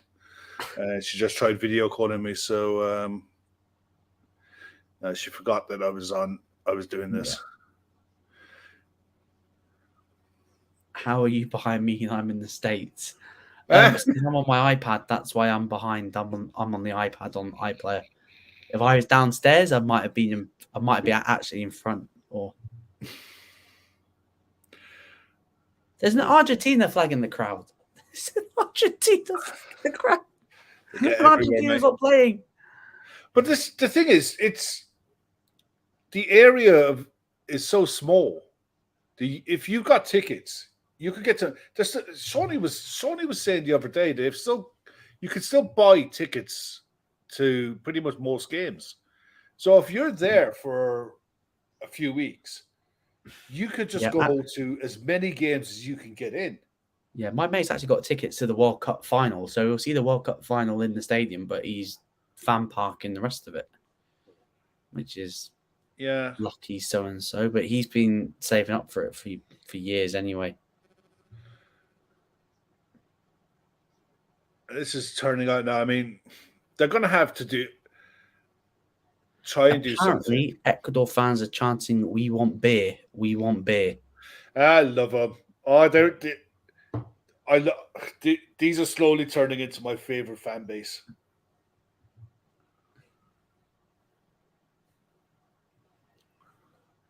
That's right, Emmett. Yeah, they're right. They're within 50 kilometers of each other, and the infrastructure that they've put in place with the road network and the rail network means you can get around really easily. So, and it's not expensive. But I mean, we'll see what it's like. It's all well and good putting the infrastructure in place, but when people are physically there and it's being stress tested in real time, we'll see what it's like. But big long throw at the middle. And Valencia was sat on the bench with ice round the knee. Yeah, look, he's not getting any younger. He's got to be about 31, 32, something like that. So it's no real surprise. But with 6 minutes plus injury time to go, if Qatar are going to do anything, it's got to be now. Oh, yeah. Yeah, you got to love them, ain't you? Get the beer in. For me, it's not about the beer. It never was. It's just the fact that you sold advertising and sold rights on the strength of it being available. Beer's still being sold, by the way. Beers are still being. And you can still go and have a beer outside of the stadium. Like it is everywhere. It's a lovely ball in across. Keeper comes for it and decides no. Ball ends up trickling out over the byline, and it's a goal kick. But it's still in the VIP. If you're a VIP in the VIP box, you can have your bottle of Bud, no bother. Yeah. But if you're one of the plebs who are in the ground, sorry, not for you. Just going to cost you about 19.5 grand to get that privilege. Yeah, it's a nonsense. That's what annoys me more than anything else is the hypocrisy when they say, "Oh, big effort from Qatar." That was a proper effort from Montari. Long ball up the middle, bounced in front of him on the volley. One hit. It literally just dips over the bar. Ball comes up from the back. Lovely long ball. Splits the Ecuador centre-back pair in. And he took the volley on his right foot. It didn't dip enough. It literally landed on the top of the net. What a hit. That would have been a special goal. VIP favoritism sucks. Exactly. That's it. It's just, it exposes more. I tried to get a ticket to go to Liverpool because obviously people have problems with getting membership. So I was like, okay, let's see how much a box, like a VIP ticket costs. Oh. Yeah, told my partner I might need to sell a kidney to even consider getting a ticket. It was that expensive. Qatar, the ball cross comes in, keeper comes for it, safe hands. Oh, that was a Darwin Núñez-esque It half. was, wasn't it? That was a Yeah. proper hit. That was a proper hit. And the Qatari fans are up again, giving it large, trying to get some kind of atmosphere going in the ground. I mean, they have to. This is their chance. This is the one game that you look at and you think, look, you're not going to get anything against the Dutch. And Senegal probably have too much for this Qatar side. So I don't.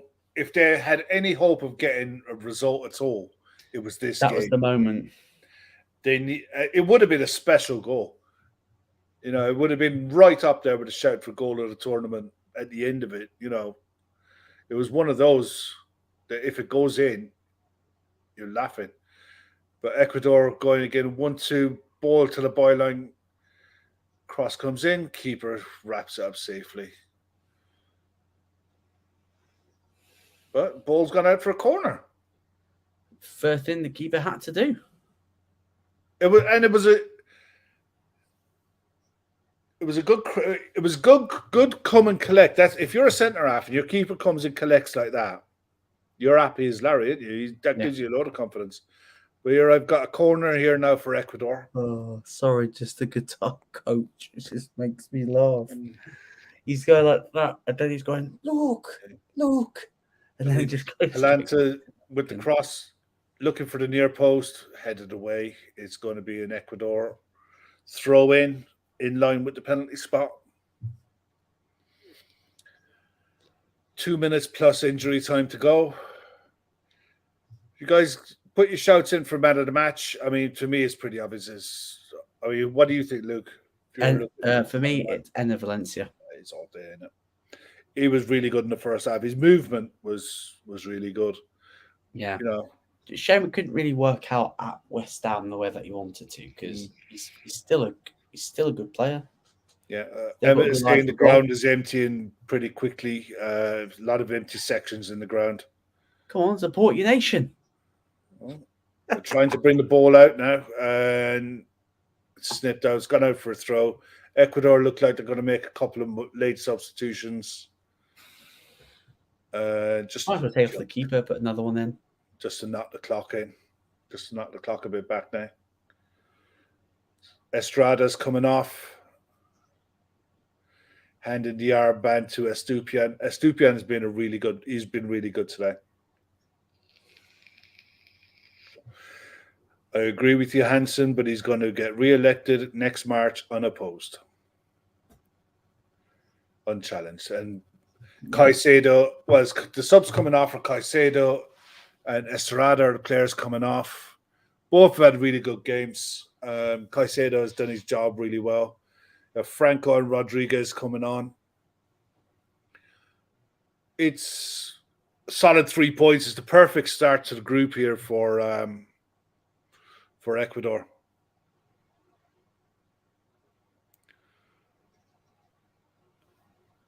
Five minutes injury time.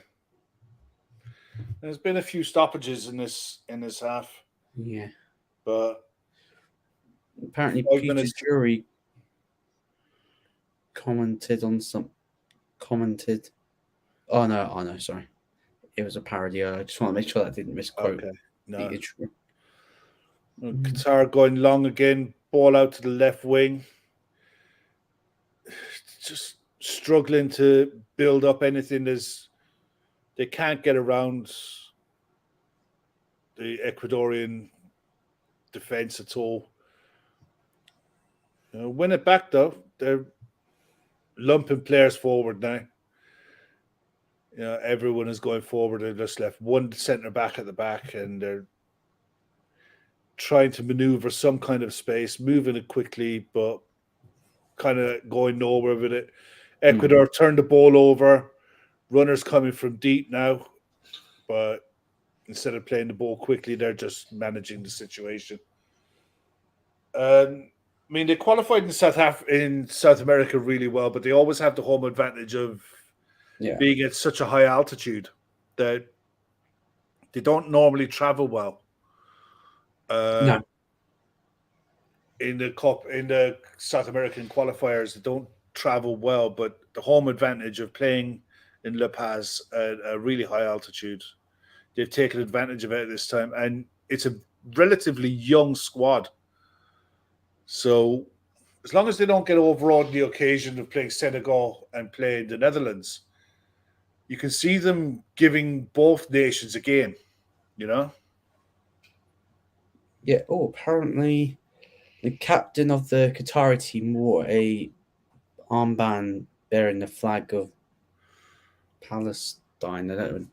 Okay. I haven't seen. I mean, look, I didn't see it, but yeah, I'm looking across at the far end of the pitch now. The camera is just panned across from the pitch, and you saw stand opposite from where the camera angle is, and it's virtually empty.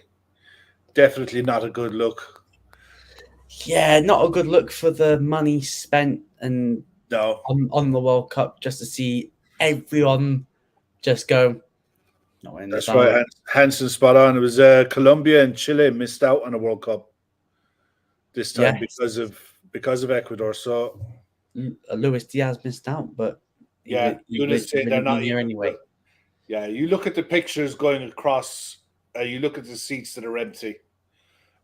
This is not a good look. This is a dose of reality being handed to Qatar here because they have not been in this game in the slightest At all.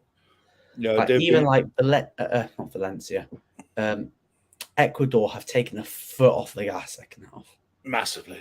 Like they've just gone right, everyone. Let's just conserve energy. If we get a goal, we get a goal. But we're good enough to know that Qatar aren't going to touch us really. So yeah.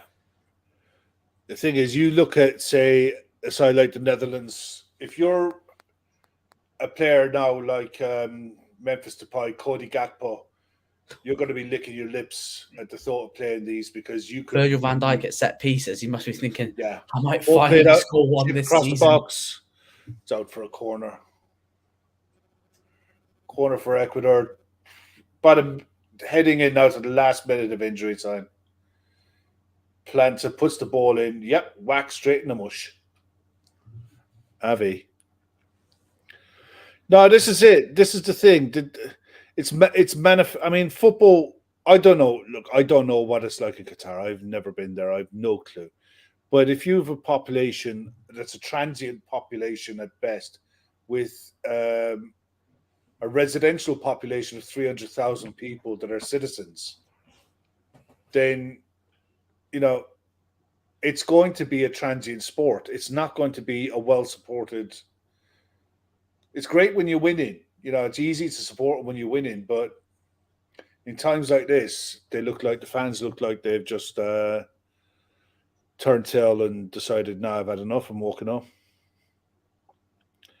But they're still giving it. They're still doing what they can. They're trying to get forward as much as they can. They've got a corner for Qatar.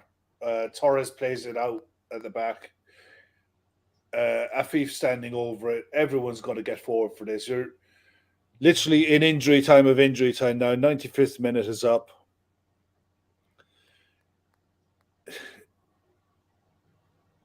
Ball comes in and it's a soft corner, and that's full time. Full time, and the final score is Ecuador 2, Qatar 0. The World Cup is off and running. Whoop! Hey! Yeah, look, I mean, at the end of the day, this is a really good result for Ecuador. They'll have been desperate to get their tournament up and running. All the noise has been around outside influences and everything but the football. For Ecuador, they'll have known that they were the first game for a long time, and they would have thought, right, we need to get off and running. They got off and running. That is a huge result for them. And they'll know now that odds are if they can pick up a point in their next game, that could take them through to. Yeah, it just the depends African on rival. how badly Senegal beat Qatar, really. Exactly. Because Yeah. Ecuador might kick themselves if they get knocked out on goal difference, and they're thinking could have stepped up another gear to. Well, to the score. lads are back tonight for Fatback 4. Emmett and Gav and the boys will be back with your favorite World Cup memories. So please get involved in that. Will be a definite good show. Always is with the lads. Can tell you one thing: this game won't be in any of their memories. No, 100%. But guy, everyone who's in the chat who stayed with us all the way through, thank you so much. It means a lot because this is something new for the channel. We don't normally do this stuff, and we're learning as we go here as well. But Luke, thanks very much for coming on. No problem. Charity link is in the description for Lydia. Just need to get it to 6,300. The last time I checked was on 4,004. So it's not much to get it going. If you could smash the like button, it'll really help us out. We'll be back, I think, tomorrow at 7. We'll have a look and see what the games are tomorrow. But more than likely, I think it's Wales USA at 7. Yeah, we might give that one a go. We'll see. And I'll be finishing work. Just subscribe, hit the bell icon, and when we go live, it will be you'll get notified. But again, thanks for everyone for coming on. 10 p.m. tonight. The guys will be back with the Fatback 4. Anything else, Luke? No. Just thank you everyone that's joined today for this watch along.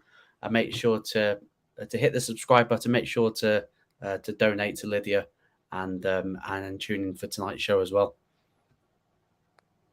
All right, thanks, guys. See you later. Good night.